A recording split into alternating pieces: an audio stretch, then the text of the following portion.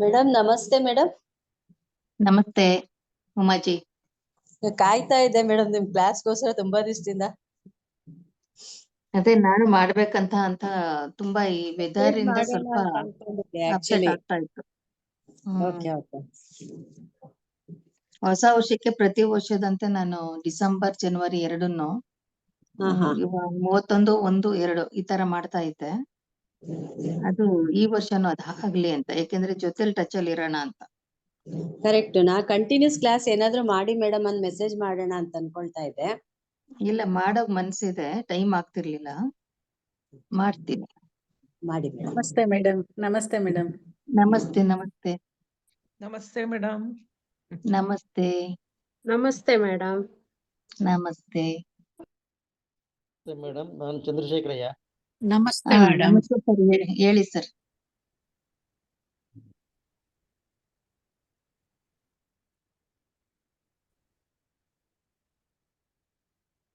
Main ಆಗಿ ಈ ವಿವಾಹನೇ ಆರಿಸ್ಕೋಬೇಕು ಅಂತ, ಯಾಕಂದ್ರೆ ವಿವಾಹ ಎಷ್ಟು ಮಾಡಿದ್ರು ಯಾರಿಗೂ ಕೂಡ ಇದು ಸರಿಯಾದ ರಿಸಲ್ಟ್ ಅರ್ಥ ಮಾಡ್ಕೊಳಕ್ ಆಗ್ತಿಲ್ಲ. ಏನಾದ್ರೂ ಒಂದು ತೊಂದ್ರೆ ಬಂದೇ ಬರುತ್ತೆ ಪ್ರಿಡಿಕ್ಟ್ ಮಾಡುವಾಗ, ಅಥವಾ ಇನ್ನೇನೋ ವಿವಾಹದ ಬಗ್ಗೆ ಮ್ಯಾಚಿಂಗ್ ಮಾಡುವಾಗ ಆಗ್ತಾನೆ ಇರುತ್ತೆ ಇದು. ಅದಕ್ಕೆ ವಿವಾಹ ಚೆನ್ನಾಗಿ ತಿಳ್ಕೊಬೇಕು, ಆದ್ರೆ ಜಾಸ್ತಿ ಕಾಂಪ್ಲಿಕೇಟೆಡ್ ಮೆಥಡ್ಗೆ ಹೋಗ್ಬಾರ್ದು ಅಂತ ನನ್ನ ಉದ್ದೇಶ. ಎಲ್ರು ಏನ್ ಮಾಡ್ತಾರೆ, ತುಂಬಾ ಕಾಂಪ್ಲಿಕೇಟೆಡ್ ವೇನೆ ಆರಿಸ್ಕೊಳ್ತಾರೆ ಮ್ಯಾರೇಜ್ ಮ್ಯಾಚಿಂಗ್ ಮಾಡೋದಕ್ಕೆ.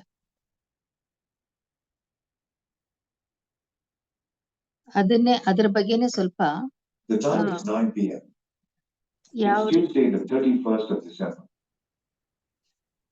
ಯಾವಾಗ ಯಾವ ರೀತಿ ಎಂತ ಚಾರ್ಟ್ಗಳನ್ನ ಹೆಂಗ್ ಮ್ಯಾಚ್ ಮಾಡ್ಬೇಕು ಅನ್ನೋದಕ್ಕೆ ಒಂದ್ ಸ್ವಲ್ಪ ಹೇಗೆ ನನ್ನೊಂದ್ ಐಡಿಯಾ ಇರುತ್ತೆ, ಅದನ್ನ ನಾನ್ ನಿಮ್ಗೆ ಶೇರ್ ಮಾಡ್ಬೇಕನ್ನೋದೇ ಇದ್ರ ಉದ್ದೇಶ ಈ ಪ್ರೋಗ್ರಾಮ್ದು. 9 ಆಯ್ತು. ಮೇಘನಾ ಮೇಡಮ್ ನಮಸ್ತೆ. ಜಯಂತಿ. ನಮಸ್ತೆ ಜಯಂತಿ ಜಿ. ನಮಸ್ತೆ. ನಮಸ್ತೆ. ನಮಸ್ತೆ ಮೇಡಮ್. ನಾವು ಹೇಮಾವತಿ. ಹೇಮಾವತಿ ಅವರೇ ನಮಸ್ತೆ. ಎಲ್ರು ಆರಾಮಾಗಿ ಚೆನ್ನಾಗಿದ್ದೀರಾ ಅಂತ ಅನ್ಕೊಂಡಿದೀನಿ. ನಮಸ್ತೆ ಮೇಡಮ್. ನಮಸ್ತೆ. ನಮಸ್ತೆ.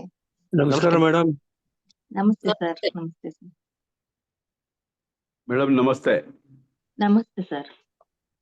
ಮೇಡಮ್ ನೀವು ಕರೋನಾ ಟೈಮ್ ಅಲ್ಲಿ ವಿವಾಹದ ಬಗ್ಗೆ ಮಾಡಿದ್ರಿ ಮೇಡಮ್. ಹೌದು ಹೌದು. ಸುಮಾರು ಒಂದ್ ತಿಂಗಳೇ ಮಾಡಿದ್ರಿ, 3 ತಿಂಗಳು ಅನ್ಸುತ್ತೆ. ಈ ಯುರೇನಸ್, ನೆಪ್ಚೂನ್, ಪ್ಲೂಟೋನ್ ಇಟ್ಕೊಂಡ್ ಮಾಡಿದ್ರಿ.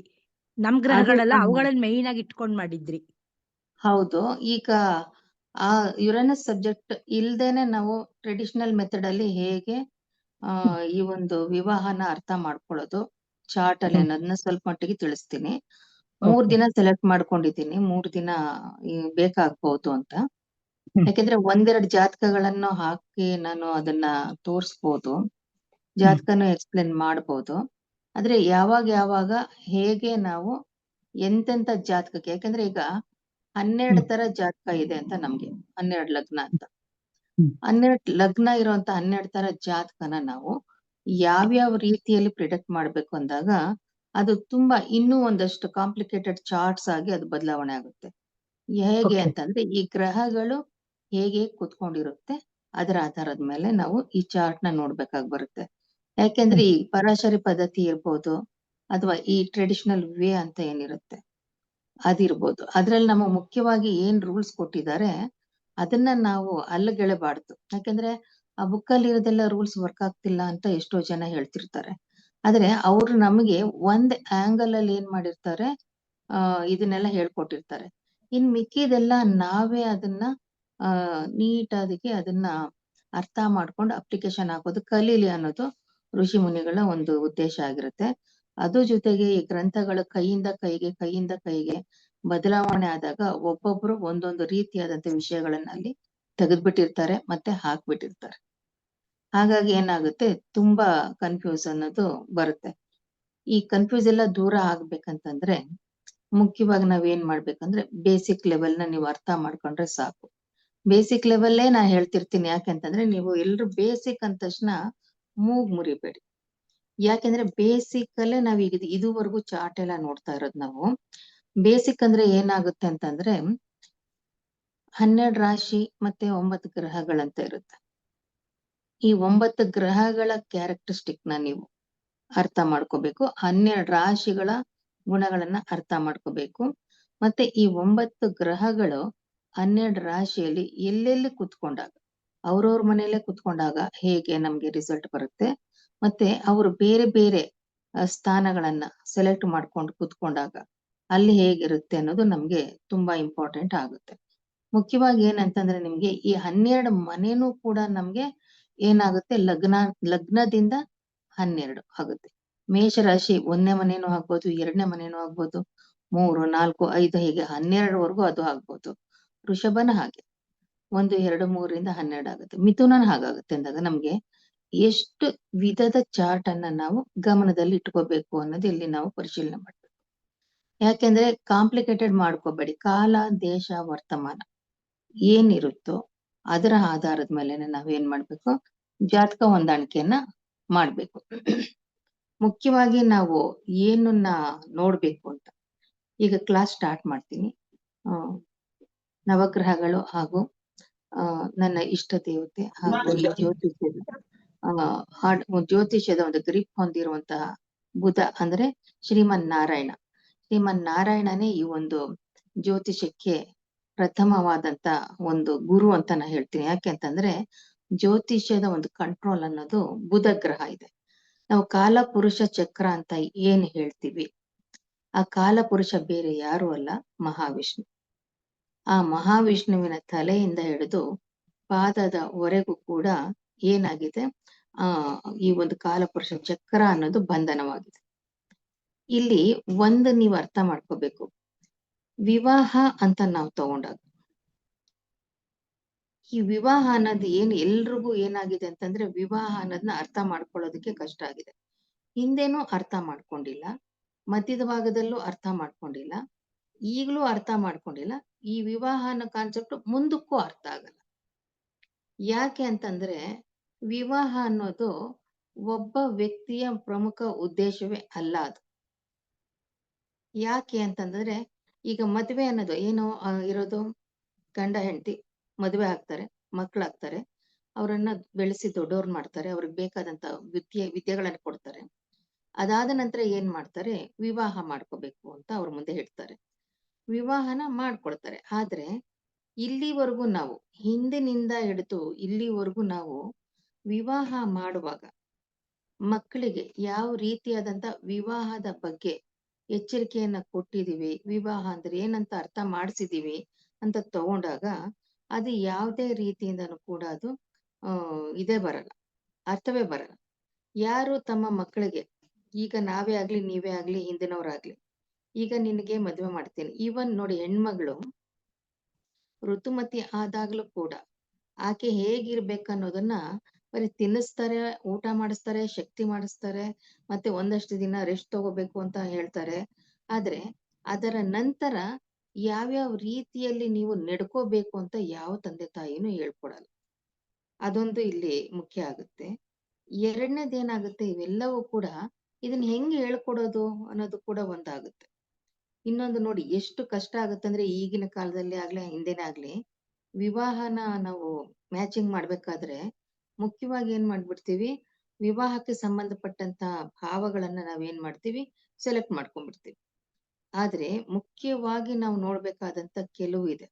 ಜ್ಯೋತಿಷದ ಆಂಗಲ್ ಇಂದ ನಾವು ಹೇಗೆ ವಿವಾಹವನ್ನು ನೋಡ್ತೀವೋ ಅದು ಒಂದು ವಿಧ. ಆದ್ರೆ ಇನ್ನೊಂದು ನಮ್ಗೆ ತಿಳಿಬೇಕಾಗಿರೋದು ಮುಖ್ಯವಾದ ಒಂದು ವಿಧಾನ ಅಂತಂದ್ರೆ, ಆ ವಿವಾಹ ಆಗುವಂತಹ ವ್ಯಕ್ತಿಯ ಒಂದು ಕುಟುಂಬ, ಅದರ ಎನ್ವಿರಾನ್ಮೆಂಟ್, ಮತ್ತೆ ಆತ ಅಥವಾ ಆಕೆ ವಾಸ ಮಾಡುವಂತ ಸ್ಥಳ, ಮತ್ತೆ ಆಕೆ ಯಾರ್ಯಾರ ಜೊತೆಯಲ್ಲಿ ಇರ್ತಾಳೆ, ಮತ್ತೆ ಆಕೆಯ ಮನಸ್ಥಿತಿ ಅಥವಾ ಆತನ ಮನಸ್ಥಿತಿ, ಇದ್ರ ಬಗ್ಗೆ, ಮತ್ತೆ ಅವರ ಒಳಗಡೆ ಇರುವಂತ ಒಂದು ಡಿಸೈರ್ ಆಗ್ಲಿ, ಅಥವಾ ಅವ್ರಿಗೆ ಏನು ಯಾವ ರೀತಿಯಾದಂತಹ ಒಂದು ಜೀವನವನ್ನ ಅವರು ಇಷ್ಟಪಡ್ತಾರೆ, ಅವ್ರಿಗೆ ಆದಂತ ಒಂದು ಕೆಲವು ಡ್ರೀಮ್ಸ್ ಮತ್ತೆ ಒಂದು ಗುರಿ ಅಂತ ಏನಿರುತ್ತೆ, ಆಸೆ ಆಕಾಂಕ್ಷೆಗಳೆಲ್ಲವೂ ಇರುತ್ತೆ. ನಾವು ಇದನ್ನ ಯಾವುದನ್ನು ಕೂಡ ನಾವು ಏನ್ ಮಾಡ್ತೀವಿ, ಪರಿಶೀಲನೆ ಮಾಡಲ್ಲ, ಗಮನಕ್ಕೆ ತಗೊಳಲ್ಲ. ಯಾಕೆ ಅಂತಂದ್ರೆ ನಾವ್ ಹೆಂಗ್ ಮದ್ವೆ ಮಾಡ್ಕೊಂಡ್ ಬಂದ್ವಿ, ಮದ್ವೆ ಆಗೋದು, ಮಕ್ಕಳನ್ನು ಹುಟ್ಸೋದು, ಅವ್ರಿಗೊಂದಷ್ಟು ಆಸ್ತಿ ಮಾಡೋದು, ಅವ್ರನ್ನ ಓದ್ಸೋದು, ಅವ್ರನ್ನ ಮದ್ವೆ ಮಾಡೋದು, ಮತ್ತೆ ಮೊಮ್ಮಕ್ಕಳು ನೋಡೋದು, ಮತ್ತೆ ಅವರು ಅದೇ. ಇದೇ ತರ ಆಗಿರೋದ್ರಿಂದ ಏನಾಗಿದೆ ಅಂತಂದ್ರೆ, ಈ ಕಲಿಯುಗ ಅಂತ ನಾವೇನು ಈಗಿದೆ ನೋಡಿ, ಟೆಕ್ನಾಲಜಿ ಯೂಸ್ ಮಾಡ್ತಿರೋಂತ ಈ ಯುಗದಲ್ಲಿ ತುಂಬಾ ಮದುವೆ ಅನ್ನೋದು ಫೇಲ್ಯೂರ್ ಆಗ್ತಿದೆ. ಆ ಫೇಲ್ಯೂರ್ಗೆ ಮುಖ್ಯವಾಗಿ ಕಾರಣ ಯಾರಂತಂದ್ರೆ ತಂದೆ ತಾಯಿಗಳು. ಮತ್ತೆ ಆ ಕುಟುಂಬದಲ್ಲಿ ಅವರು ಮಕ್ಕಳನ್ನು ಬೆಳೆಸುವಂತಹ ಒಂದು ರೀತಿ ಇದೆಯಲ್ಲ ಅದು. ಕೆಲವ್ರಿಗೆ ಈಗೆಲ್ಲ ಯಾಕೆ ಹಂಗಾಗ್ತಿದೆ ಅಂತಂದ್ರೆ, ಗಂಡ ಹೆಂಡತಿ ಇಬ್ರು ಕೆಲ್ಸಕ್ಕೆ ಹೋಗ್ತಾರೆ, ಆ ಮಕ್ಕಳನ್ನ ಮನೇಲಿ ಬಿಟ್ಬಿಟ್ಟು ಹೊರಟೋಗ್ತಾರೆ. ಮಕ್ಕಳಿಗೆ ಈ ತಂದೆ ತಾಯಿಯ ಒಂದು ಒಡನಾಟ ಅನ್ನೋದೇ ಇರಲ್ಲ. ಅವ್ರಿಷ್ಟ ಬಂದಾಗ ಅವರು ಏನ್ ಮಾಡ್ತಾರೆ, ಏನ್ ಬೇಕೆಲ್ಲ ಕಂಪ್ಯೂಟರ್ ಮತ್ತೆ ಟಿವಿ ಎಲ್ಲ ಅನುಕೂಲ ಮಾಡಿರೋದ್ರಿಂದ ಟಿವಿ, ಕಂಪ್ಯೂಟರ್ ಮತ್ತೆ ಮೊಬೈಲ್ ಅವರಿಗೆ ತುಂಬಾ ಒಳ್ಳೆ ಸಂಗಾತಿ ಆಗ್ಬಿಟ್ಟಿರುತ್ತೆ. ಹಾಗಾಗಿ ಎಲ್ಲವನ್ನು ಅವ್ರು ಏನ್ ಮಾಡ್ತಾರೆ, ಚಿಕ್ಕ ವಯಸ್ಸಿನಲ್ಲೇ ಈ ಕಾರ್ಟೂನ್ ಅಂತ ನಾವು ನೋಡ್ತೀವಿ ನೋಡಿ, ಕಾರ್ಟೂನ್ ಅಲ್ಲಿ ಮಕ್ಕಳಿಗೆ ಕಾರ್ಟೂನ್ ಹಾಕೊಟ್ಬಿಟ್ಟು ಸುಮ್ಮನೆ ಕೂತಿರ್ತೀವಿ ನಾವು, ಏನೋ ಕಾರ್ಟೂನ್ ನೋಡ್ಕೊಳ್ತಾರೆ ಅಂತ. ಸರಿಯಾಗಿ ನೀವು ನೋಡಿದ್ರೆ ಕಾರ್ಟೂನ್ ಅಲ್ಲಿ ಪ್ರತಿ ಒಂದು ಮೆಚುರಿಟಿ ಇರುವಂತ ಎಲ್ಲಾ ವಿಷಯಗಳು ಅಲ್ಲೇ ಇರುತ್ತೆ. ಚಿಕ್ಕ ಮಕ್ಳು ಅಲ್ಲೇ ಎಲ್ಲಾನು ತಿಳ್ಕೊಂಡಿರ್ತಾರೆ. ಇದನ್ನ ನಾನು ಯಾಕೆ ಬ್ಯಾಕ್ ಗ್ರೌಂಡ್ ಆಗಿ ಹೇಳ್ತಿದ್ದೀನಿ ಅಂತಂದ್ರೆ, ಮ್ಯಾರೇಜ್ ಮ್ಯಾಚ್ ಅಂತ ಮಾಡ್ಬೇಕಾದ್ರೆ, ಏನು ಈ ಜ್ಯೋತಿಷ್ಯ ಪ್ರಕಾರವಾಗಿ ಮಾಡ್ಬೇಕಾದ್ರೆ, ಯಾವಾಗ್ಲೂ ಅಷ್ಟೇ ಜ್ಯೋತಿಷ್ಯದ ಅಂಶಗಳ ಜೊತೆಗೆ ಆ ವ್ಯಕ್ತಿ ಯಾವ ರೀತಿಯಾದಂತ ಎನ್ವಿರಾನ್ಮೆಂಟ್ ಅಲ್ಲಿ ಇದ್ದಾನೆ, ತಂದೆ ತಾಯಿ ಏನು ಓದಿದ್ದಾರೆ, ಮತ್ತೆ ತಂದೆ ತಾಯಿಯ ಸಂಬಂಧ, ಮತ್ತೆ ಅವ್ರ ಫ್ರೆಂಡ್ಸ್ ಹೇಗಿದ್ದಾರೆ, ಮತ್ತೆ ಆತನ ಸೆಲ್ಫ್ ಮಾನಸಿಕ ಸ್ಥಿತಿ ಅಂತ ಹೇಳ್ತೀವಲ್ಲ, ಆ ವ್ಯಕ್ತಿ ಯಾರ್ದು ನಾವು ಮ್ಯಾರೇಜ್ ಮ್ಯಾಚಿಂಗ್ ಮಾಡ್ತಾ ಇದೀವಿ ಅಷ್ಟನ್ನು ಕೂಡ ನಾವು ತಿಳ್ಕೊಬೇಕಾಗುತ್ತೆ. ಸಮಾಜದ ಯಾವ ಪ್ರದೇಶದಲ್ಲಿ, ಅಂದ್ರೆ ಈಗ ಏನಿದೆ ಈ ಪ್ರದೇಶಗಳು, ಆ ಭೌಗೋಳಿಕ ಒಂದು ರೀಸನ್ ಅಂತ ಹೇಳ್ತೀವಿ ನಾವು, ಭೌಗೋಳಿಕ ಕಾರಣಗಳು ಇದು ತುಂಬಾ ಮುಖ್ಯ ಆಗುತ್ತೆ. ಈ ಭೌಗೋಳಿಕ ಕಾರಣಗಳು ಅವರ ಆಚಾರ ವಿಚಾರ ಮತ್ತೆ ಅವರ ಮನಸ್ಥಿತಿ ಹೇಗಿರುತ್ತೆ ಅನ್ನೋದನ್ನ ತಿಳ್ಕೊಬೇಕು. ಯಾಕೆಂದ್ರೆ ಹೆಚ್ಚಿಗೆ ನಾವು ಏನ್ ನೋಡ್ತಿದೀವಿ ಅಂತಂದ್ರೆ, ಈಗ ಸಿಟಿನಲ್ಲಿ ಒಂದೇ ಕಾಲೇಜಿನಲ್ಲಿ ಹಳ್ಳಿಯವರು ಹೋಗ್ತಾರೆ, ಪಟ್ಟಣದವರು ಹೋಗ್ತಾರೆ, ತುಂಬಾ ಪಾರ್ಶ್ ಫ್ಯಾಮಿಲಿ ಇರ್ತಾರೆ, ತುಂಬಾ ಪೂರ್ ಫ್ಯಾಮಿಲಿ ಅವರು ಇರ್ತಾರೆ. ಆ ಮೈಂಡ್ ಸೆಟ್ ಇವ್ರಿಗೆ ಏನಾಗುತ್ತೆ, ಆಕರ್ಷಣೆಯಿಂದ ಏನಾಗೋಗುತ್ತೆ, ಒಂದಕ್ಕೊಂದು ಇಷ್ಟ ಪಟ್ಬಿಡ್ತಾರೆ ಜನ. ಇಲ್ಲ ತಂದೆ ತಾಯಿಗಳೇ ಆಗ್ಲಿ, ಇವ್ನು ಸಾಫ್ಟ್ ಇದ್ದಾನೆ, ನನ್ ಮಗಳು ಬಜಾರಿ ಇದ್ದಾಳೆ, ನನ್ ಮಗಳು ಹೇಳ್ಕೊಂಡ್ ಕೇಳ್ದಂಗ್ ಇರ್ಬೇಕು ಅಂತವನು ಇವ್ನ ಆಗ್ತಾನೆ, ಈ ತರ ಒಂದು ರೀಸನ್ ಇಟ್ಕೊಂಡು ಮದುವೆಗಳನ್ನು ಮಾಡುವಾಗ, ಅಥವಾ ಕನ್ಯಾ ಅಥವಾ ವರ ಅವ್ರ ಇಷ್ಟ ಬಂದಂಗೆ ಪ್ರೀತಿ ಮಾಡ್ಬೇಕಾದಾಗ ಏನಾಗುತ್ತೆ ಅಂದ್ರೆ, ಕೆಲವೊಂದು ಮೌಲ್ಯಗಳನ್ನ ಮರ್ತೋಗ್ತಾರೆ. ಆಕರ್ಷಣೆ ಅಂತ ನಾವೇನ್ ಹೇಳ್ತೀವಿ, ಶಾರೀರಿಕ ಆಕರ್ಷಣೆ ಮತ್ತೆ ಬ್ಯಾಕ್ ಗ್ರೌಂಡ್ ಆಕರ್ಷಣೆ ಅಂದ್ರೆ ಶ್ರೀಮಂತಿಕೆ, ಇದನ್ನಷ್ಟೇ ಬಂಡವಾಳ ಇಟ್ಕೊಂಡು ಈಗ ನಡೀತಿರುವಂತ ವಿವಾಹ ಅನ್ನೋದು ಆಗ್ತಾ ಇದೆ. ಇದರಿಂದ ಏನಾಗ್ತಿದೆ ಅಂದ್ರೆ, ಸಮಾಜದಲ್ಲಿ ತುಂಬಾ ಒಂದು ರಾಂಗ್ ಮೆಸೇಜ್ ಅನ್ನೋದು ಜನರಿಗೆ ಬರ್ತಿದೆ. ವಿವಾಹ ಅಂದ್ರೇನೆ ಇವಾಗ ಏನಾಗ್ತಿದೆ ಅಂದ್ರೆ, ಹೇಗೆ ಮ್ಯಾಚ್ ಮಾಡೋದು ಅನ್ನೋದು ನಮ್ಗೆ ಹಿಂದಿರ್ಲಿಲ್ಲ. ಒಂದು 15 ವರ್ಷದ ಹಿಂದೆ ಇದ್ದಾಗ ಬಹಳ ಈಸಿಯಾಗಿ ಮ್ಯಾಚ್ ಮಾಡ್ತಾ ಇದ್ವಿ. ಇತ್ತೀಚಿನ ದಿನಗಳಲ್ಲಿ ನಾವು ಮ್ಯಾಚ್ ಮಾಡ್ಬೇಕಾದಾಗ ಏನಾಗುತ್ತೆ ಅಂದ್ರೆ, ತುಂಬಾ ಕನ್ಫ್ಯೂಸ್ ಆಗುತ್ತೆ. ಯಾಕೆ ಅಂತಂದ್ರೆ, ಇಲ್ಲಿ ಒಂದು ಎಕ್ಸಾಂಪಲ್ ನಾನು ಹೇಳೋದಾಯ್ತು ಅಂತಂದ್ರೆ, ಜನರಲ್ ಆಗಿ ಶುಕ್ರ ಮತ್ತೆ ಕುಜ ಈ ಕಾಂಬಿನೇಷನ್ ಇದ್ದ ತಕ್ಷಣವೇ ಏನಾಗ್ಬಿಡುತ್ತೆ, ಎಲ್ರಿಗೂನು ಇವರು ಲವ್ ಮ್ಯಾರೇಜ್ ಅಂತ ಹೇಳ್ಬಿಡ್ತಾರೆ. ಅಲ್ಲಿಗೆ ನಾವು ಶುಕ್ರ ಅಂತ ಕುಜ ಅಂತ ಇದ್ದ ತಕ್ಷಣ ಎಲ್ಲ ಲವ್ ಮ್ಯಾರೇಜ್ ಅಂತ ಹೇಳ್ಬಾರ್ದು. ಯಾಕೆಂದ್ರೆ ಆ ಒಂದು ಗ್ರಹಗಳು ಕಾಲಪುರುಷ ಚಕ್ರದಲ್ಲಿ ಯಾವ ಭಾವದ ಅಧಿಪತಿಗಳಾಗಿದ್ದಾರೆ, ಮತ್ತೆ ಆ 2 ಗ್ರಹಗಳು ಕಾಲಪುರುಷ ಚಕ್ರದ ಯಾವ ಒಂದು ಗುಣಗಳು ಇರುವಂತಹ ಒಂದು ಭಾವ ಅಥವಾ ರಾಶಿಯಲ್ಲಿ ಕೂತ್ಕೊಂಡಿದ್ದಾರೆ, ಮತ್ತೆ ಆ ಜಾತಕರಿಗೆ ಲಗ್ನಕ್ಕೆ ಎಷ್ಟನೇ ಒಂದು ಮನೆ ಆಗಿರುತ್ತೆ, ಈ ರೀತಿ ನಾವು ಯೋಚನೆ ಮಾಡ್ಬೇಕಾಗಿ ಬರುತ್ತೆ. ಯಾಕೆಂದ್ರೆ ವಿವಾಹ ಫೇಲ್ಯೂರ್ ಆಗ್ಬಾರ್ದು ಅಂತಂದ್ರೆ, ಹಿಂದೆ ಏನ್ ಮಾಡ್ತಿದ್ರು, 1000 ಸುಳ್ಳು ಹೇಳ್ಬಿಟ್ಟು ಒಂದು ವಿವಾಹ ಮಾಡಿ ಅಂತ ಹೇಳ್ತಾ ಇದ್ರು. ಈಗಿನ ಕಾಲದಲ್ಲಿ ಅದು ಉಲ್ಟಾ ಆಗಿದೆ. 1000 ಸುಳ್ಳಾದ್ರೂ ಹೇಳ್ಬಿಟ್ಟು ಈ ಮದ್ವೆನ ನಿಲ್ಸಿ ಅಂತ ಹೇಳ್ಬೇಕಾಗಿ ಬರುತ್ತೆ. ಯಾಕೆ ಅಂತಂದ್ರೆ, ಈ ವಿವಾಹನ ನಾವು ಹಳೆ ಕಾಲದಲ್ಲಿ ನೋಡೋ ರೀತಿಯಲ್ಲಿ ಮ್ಯಾಚ್ ಮಾಡಕ್ ಆಗ್ತಾ ಇಲ್ಲ. ಹಿಂದೆ ಎಲ್ಲ ಏನ್ ಮಾಡ್ತಿದ್ರು ಜನ ಅಂತಂದ್ರೆ, ನಕ್ಷತ್ರ ಆಧಾರದ ಮೇಲೆ ಅದೊಂದು ಮೆಥಡ್ ಅಲ್ಲಿ ಮಾಡ್ತಾ ಇದ್ರು. ಗಣಕೂಟಗಳಲ್ಲಿ 36ಕ್ಕೆ ಒಂದು 18 ಮೇಲೆ ಬಂದ್ಬಿಟ್ರೆ ಏನು ತೊಂದ್ರೆ ಇಲ್ಲ, ಮಾಡ್ಬಿಡಿ, ಅದರದ್ದೇನು ಲೆಕ್ಕಾಚಾರ ಇಲ್ಲದೆ ಮಾಡ್ತೀವಿ. ಇದು ಒಂದು ವಿಧಾನ ಆಗಿತ್ತು. ಇನ್ನೊಂದು ಮೆಥಡ್ ಏನಾಗಿದೆ ಅಂತಂದ್ರೆ, ಶ್ರೀಮಂತಿಕೆ ಐಶ್ವರ್ಯ ಇದ್ಬಿಡ್ತು ಅಂದ್ರೆ ಎಲ್ಲಾನು ಆಗೋಗುತ್ತೆ, ಹೋಗೋ ಮನೆಯಲ್ಲಿ ಐಶ್ವರ್ಯ ಇದೆ ಅನ್ನೋದನ್ನ ನೋಡ್ಕೊಂಡು ಮಾಡ್ತಾ ಇದ್ರು. ಆದ್ರೆ ಇನ್ನೂ ಅದಕ್ಕೂ ಮೀರಿದ ಇನ್ನೊಂದು ಏನಂದ್ರೆ, ತಂದೆ ತಾಯಿಗಳಿಗೆ ಅವ್ರ ತಂದೆ ತಾಯಿಗಳು, ಇವ್ರ ತಂದೆ ತಾಯಿಗಳು, ಫ್ಯಾಮಿಲಿ ಫ್ರೆಂಡ್ಗಳು ಮ್ಯೂಚುವಲ್ ಅಂಡರ್ಸ್ಟ್ಯಾಂಡ್ ಮಾಡ್ಕೊಂಡ್ರೆ ಸಾಕು. ಮದ್ವೆ ಅವ್ರ ಮುಖಾಂತರ ಈ ಮಕ್ಳುಗಳು ಬಲವಂತವಾಗಿ ಒಪ್ಕೊಳ್ಳೇಬೇಕು. ಯಾಕಂದ್ರೆ ನಮ್ಮ ಅಪ್ಪ ಅಮ್ಮ ಒಪ್ಕೊಂಡಿದ್ದಾರೆ. ಈ ತರದಲ್ಲೂ ಕೂಡ ಮದ್ವೆ ಆಗುವಂಥದ್ದು ಹಿಂದೆ ಇರ್ತಿತ್ತು. ಅಂದ್ರೆ ಇಷ್ಟಕ್ಕಿಷ್ಟು ಬಂದ್ರೆ ಮಾಡ್ಬಿಡಿ ಅಂತ. ಈ ಮಕ್ಳು ಯಾವ ರೀತಿ ಇತ್ತು ಅಂದ್ರೆ, ವಿವಾಹದ ಬಗ್ಗೆ ಗೊತ್ತಾಗ್ತಿರ್ಲಿಲ್ಲ ಅವ್ರಿಗೆ. ತಂದೆ ತಾಯಿ ಹೇಳ್ದಂಗೆ ಕೇಳ್ಬೇಕು, ಮದುವೆ ಮಾಡ್ಕೋಬೇಕು, ಇದೇ ನಡೀತಾ ಇತ್ತು. ಈ ಗೊಂದಲದಲ್ಲೇ ನಡೀತಾ ಇತ್ತು. ಇತ್ತೀಚಿನ ದಿನಗಳಲ್ಲಿ ಏನಾಗ್ತಿದೆ ಅಂತಂದ್ರೆ, ಪರ್ಸನಲ್ ಹ್ಯಾಪಿನೆಸ್, ಪರ್ಸನಲ್ ಡಿಸೈರ್ಸ್ ಅಂತ ಇದೆ. ಹಾಗಾಗಿ ಮತ್ತೆ ಇನ್ನೂ ಒಂದು ಮೆಥಡ್ ಏನ್ ಮಾಡ್ತಾ ಇದ್ರು, ಕೇಂದ್ರ ತ್ರಿಕೋಣಗಳನ್ನ ನೋಡ್ತಾ ಇದ್ರು. ಕೇಂದ್ರ ತ್ರಿಕೋಣ ನೋಡಿದ್ರೆ ಅವ್ರ ಕೇಂದ್ರ ತ್ರಿಕೋಣ, ಇವ್ರ ಕೇಂದ್ರ ತ್ರಿಕೋಣ, 7th ಮತ್ತೆ 2nd ಲಾರ್ಡ್ ಮತ್ತೆ 11th ಲಾರ್ಡ್, ಇವೆಲ್ಲವೂ ಕೂಡ ಏನಾದ್ರು ಒಂದಕ್ಕೊಂದು ಮ್ಯೂಚುವಲ್ ಆಗಿ ಕನೆಕ್ಟ್ ಇತ್ತು ಅಂದ್ರೂ ಕೂಡ ಅದನ್ನ ನಾವು ಮ್ಯಾರೇಜ್ ಮ್ಯಾಚ್ ಮಾಡ್ಬಿಡ್ಬಹುದು. ಅಥವಾ ಕೇಂದ್ರ ತ್ರಿಕೋಣ ಇದೆಲ್ಲ ನೋಡ್ತಾ ಇದ್ರು. ಇದೆಲ್ಲದಕ್ಕಿಂತಾನು ಕೂಡ ನೋಡಿದ್ರು ಕೂಡ ಕೆಲವರು ವಿಶೇಷವಾಗಿ ಒಂದು ಟೆಕ್ನಿಕ್ ಅನ್ನ ಅನುಸರಿಸ್ತಾ ಇದ್ರು. ಅದು ಆಗ್ಲೂ ಕರೆಕ್ಟ್ ಆಗಿದೆ, ಈಗ್ಲೂ ಕರೆಕ್ಟ್ ಆಗಿದೆ. ಅದು ಯಾವುದು ಅಂತಂದ್ರೆ ಋಣಾನುಬಂಧ ಅಂತ. ಋಣಾನುಬಂಧನ ನೋಡೋದು, ಮತ್ತೆ ಇನ್ನೊಂದು ಸೂಪರ್ ಇಂಪೋಸ್ ಅಂತ ಮಾಡುವಂಥದ್ದು. ಈ ಗ್ರಹಗಳು ಹುಡುಗನ ಚಾರ್ಟ್ ಅಲ್ಲಿರುವಂತ ಮುಖ್ಯ ಗ್ರಹಗಳು, ಮದುವೆಗೆ ಬೇಕಾದಂಥದ್ದು, ಕಾರಣವಾದಂಥದ್ದು, ಹುಡುಗಿಯ ಜಾತಕದ ಜೊತೆಯಲ್ಲಿ ಯಾವ ಒಂದು ಭಾವಗಳಲ್ಲಿ ಅವು ಕನೆಕ್ಟ್ ಅನ್ನು ಹೊಂದಿದವೆ. ಇದು ಕೂಡ ಇವೆರಡು ಮೆಥಡ್ ಇದೆಯಲ್ಲ, ಆಗ್ಲೂ ಚೆನ್ನಾಗಿತ್ತು, ಇದೇ ತರದಲ್ಲಿ ನಡೀತಾ ಇತ್ತು. ಈಗ್ಲೂ ಕೂಡ ಅದೇ ತರದಲ್ಲಿ ಅದು ಸರಿಯಾದ ರಿಸಲ್ಟ್ ಅನ್ನ ಅದು ಕೊಡುತ್ತೆ. ಆದ್ರೆ ಲೇಟೆಸ್ಟ್ ಆಗಿ ನಾನು ಹೇಳೋದು ಏನಂತಂದ್ರೆ, ಈ ವಿವಾಹದ ಒಂದು ವಿಷಯದಲ್ಲಿ ಬೇಸಿಕ್ ಅನ್ನೇ ಸ್ವಲ್ಪ ಇತ್ತೀಚಿನ ದಿನಗಳಲ್ಲಿ ನಾವು ನೋಡಬಹುದಾಗಿದೆ. ಯಾಕೆಂದ್ರೆ 12 ರಾಶಿಗಳಲ್ಲೂ ಕೂಡ ನಾವು 12 ರಾಶಿಯ ಹುಡುಗ ಹುಡುಗಿಯನ್ನ ಯಾರು ಬೇಕಾದ್ರೂ ಯಾವ ರಾಶಿನ ಲಗ್ನ ಆಗಿದ್ರು ಕೂಡ ಮದ್ವೆ ಆಗ್ಬೋದು. ಇಲ್ಲಿ ಬಂದಿರೋದು ಏನಂತಂದ್ರೆ ಅಂಡರ್ಸ್ಟ್ಯಾಂಡಿಂಗ್ ಮಾಡ್ಕೊಳ್ಳೋಂಥದ್ದು. ಚಂದ್ರ ಅಂತ ಹೇಳ್ತೀವಲ್ಲ, ಆ ಚಂದ್ರನ ಒಂದು ವಿಷಯ ಇರ್ಬೋದು, ಅಥವಾ ಸಪ್ತಮ ಭಾವದ ಅಧಿಪತಿ ಶುಕ್ರನ ಒಂದು ವಿಷಯ ಇರ್ಬೋದು, ಅಥವಾ ಮದುವೆಗೆ ಬೇಕಾದಂತಹ ಭಾವಗಳ ವಿಷಯ ಇರ್ಬೋದು. ಇವುಗಳನ್ನ ಹುಡುಗಿಗೆ ಹೇಗಿರ್ಬೇಕು, ಹುಡುಗನಿಗೆ ಹೇಗಿರ್ಬೇಕು, ಮತ್ತೆ ಯಾವ ಒಂದು ಲಗ್ನಗಳು ರಾಶಿಗಳು ಹುಡುಗಿಯ ಒಂದು ಲಗ್ನ ಆಗಿರ್ಬೇಕು, ಸಪ್ತಮ ಆಗಿರ್ಬೇಕು, ಅಥವಾ 12ನೇ ಭಾವ ಆಗಿರ್ಬೋದು, ಅದಕ್ಕೂ ಇದಕ್ಕೂ ಸಂಬಂಧ ಚೆನ್ನಾಗಿದ್ಯಾ, ಅದನ್ನ ನೋಡ್ಕೊಳ್ಳೋದೇ ನಾವು ಬಹಳ ಮುಖ್ಯ. ಯಾಕೆ ಅಂತಂದ್ರೆ ವಿವಾಹದಲ್ಲಿ ನಾನು ವಿಶೇಷವಾಗಿ ಈಗ ಹಿಂದೆ ವಿವಾಹ ಅಂದ್ರೆ ಏನೋ ಅದ್ರ ಅರ್ಥ ನಮ್ಗೆ ಇವಾಗ ಬೇಕಾಗಿಲ್ಲ. ಎಷ್ಟು ತರ ವಿಧದ ವಿವಾಹ ಇದೆ ಅದನ್ನು ಬೇಕಾಗಿಲ್ಲ. 8 ತರ ಅಲ್ಲ ಈಗ ವಿವಾಹ. ಕಲಿಗಾಲಕ್ಕೆ 80 ತರ ಬೇಕಾದ್ರೂ ನಾವು ವಿವಾಹದ ವಿಧಗಳಿದೆ ಅಂತ ನಾವು ಹೇಳ್ಬೋದು. ಯಾವ್ಯಾವ್ದೋ ರೂಪದಲ್ಲಿ ವಿವಾಹಗಳಿದೆ, ಯಾವ್ಯಾವ್ದೋ ರೀತಿಯಲ್ಲಿ ಮದ್ವೆಗಳಾಗುವಂತಹದ್ದಿದೆ. ಇದನ್ನ ಮುಖ್ಯವಾಗಿ ಕಲಿಗಾಲದಲ್ಲಿ ನಾವು ನೋಡ್ಬೋದು ಅಂತಂದ್ರೆ, ಎಲ್ಲಾ ಗ್ರಹಗಳು, ಎಲ್ಲಾ ಭಾವಗಳು ಸಹ ನಮಗೆ ವಿವಾಹವನ್ನ ಸೂಚಿಸ್ತವೆ. ಆ ಗ್ರಹಗಳು ಯಾವ್ದು ಸಪ್ತಮ ಭಾವ ಆಗಿದೆ ಅದಕ್ಕೆ ತಕ್ಕ ಹಾಗೆ ನಾವು ವಿವಾಹದ ಒಂದು ಕಾಂಬಿನೇಷನ್ ಮ್ಯಾಚ್ ಮಾಡ್ಬೇಕನ್ನೋದು ಒಂದು. ಇನ್ನು ಏನ್ ಯೂಸ್ ಮಾಡ್ಬೇಕಂತಂದ್ರೆ, ಈ ಒಂದು ಕಲಿಗಾಲದಲ್ಲಿ ಮದುವೆ ಆಗುವಂತ ಮದುವೆನೇ ಮಾಡ್ಬೇಕು ಅನ್ನೋದು ಬೇಕಾಗಿಲ್ಲ.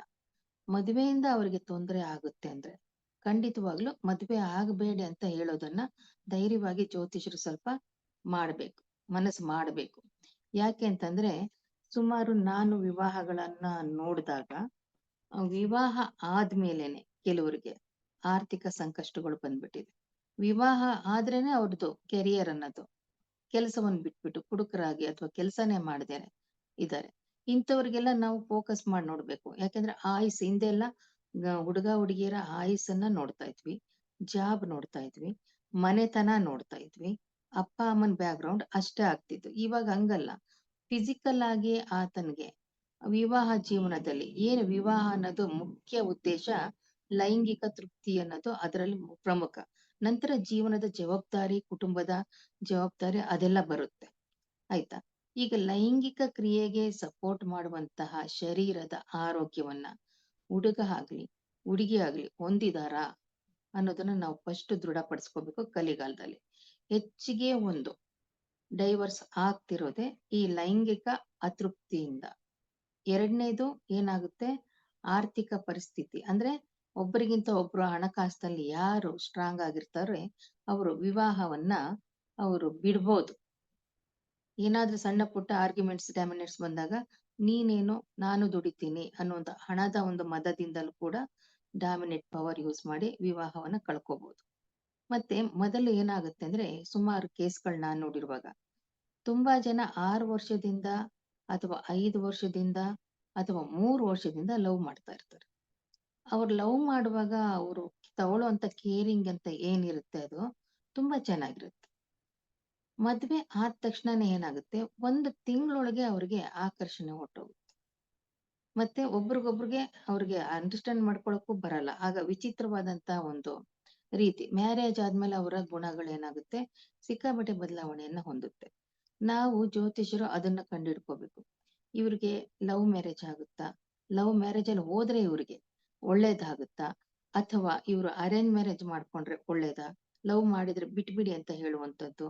ಯಾಕಂದ್ರೆ ಜ್ಯೋತಿಷರಿಗೆ ಇವಾಗ ತುಂಬಾ ಕಾಂಪ್ಲಿಕೇಟೆಡ್ ವಿಷಯ ಅಂದ್ರೆ ಇದೆ. ಈ ತರ ಎಲ್ಲ ನಾವು ನೋಡ್ಬೇಕಾಗುತ್ತೆ. ಮತ್ತೆ ಮಕ್ಕಳಾಗೋದಿಲ್ಲ.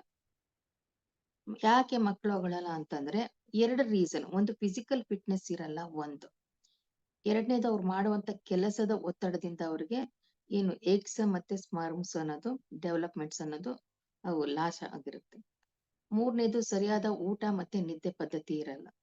4ನೇದು ಏನಾಗುತ್ತೆ ಅವ್ರಿಗೆ ತಮ್ಮ ಶರೀರವನ್ನ ಮೈಂಡ್ ಅನ್ನ ಎಲ್ಲವನ್ನು ಇದು ಮಾಡ್ಕೊಂಡು ನಾವು ಒಬ್ರಿಗೊಬ್ರು ಅಂಡರ್ಸ್ಟ್ಯಾಂಡ್ ಮಾಡ್ಕೊಂಡು ಜೀವವನ್ನ ಸಮವಾಗಿ ಜೀವನವನ್ನ ಹಂಚ್ಕೊಂಡು ಬದುಕ್ಬೇಕು.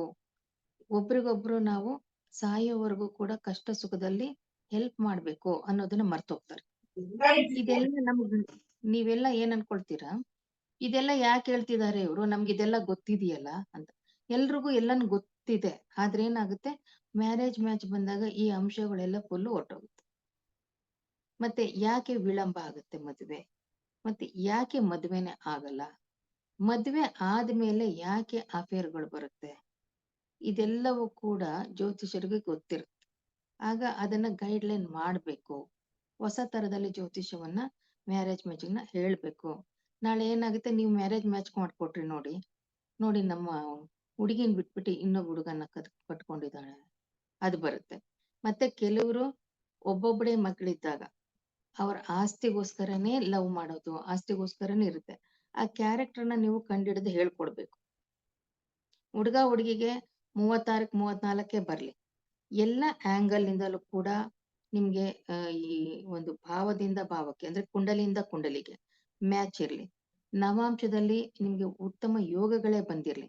ಆದ್ರೆ ನೀವು D1 ಕಡೆಗೆ ಜಾಸ್ತಿ ಗಮನ ಕೊಡ್ಬೇಕಂತಾನೆ ನಾನು ಹೇಳೋದು. ಯಾಕೆಂದ್ರೆ D1 ಅನ್ನೋದು ನಮ್ಗೆ ಮೂಲ ಕುಂಡಲಿ ಅಂತ ಹೇಳ್ತೀವಿ.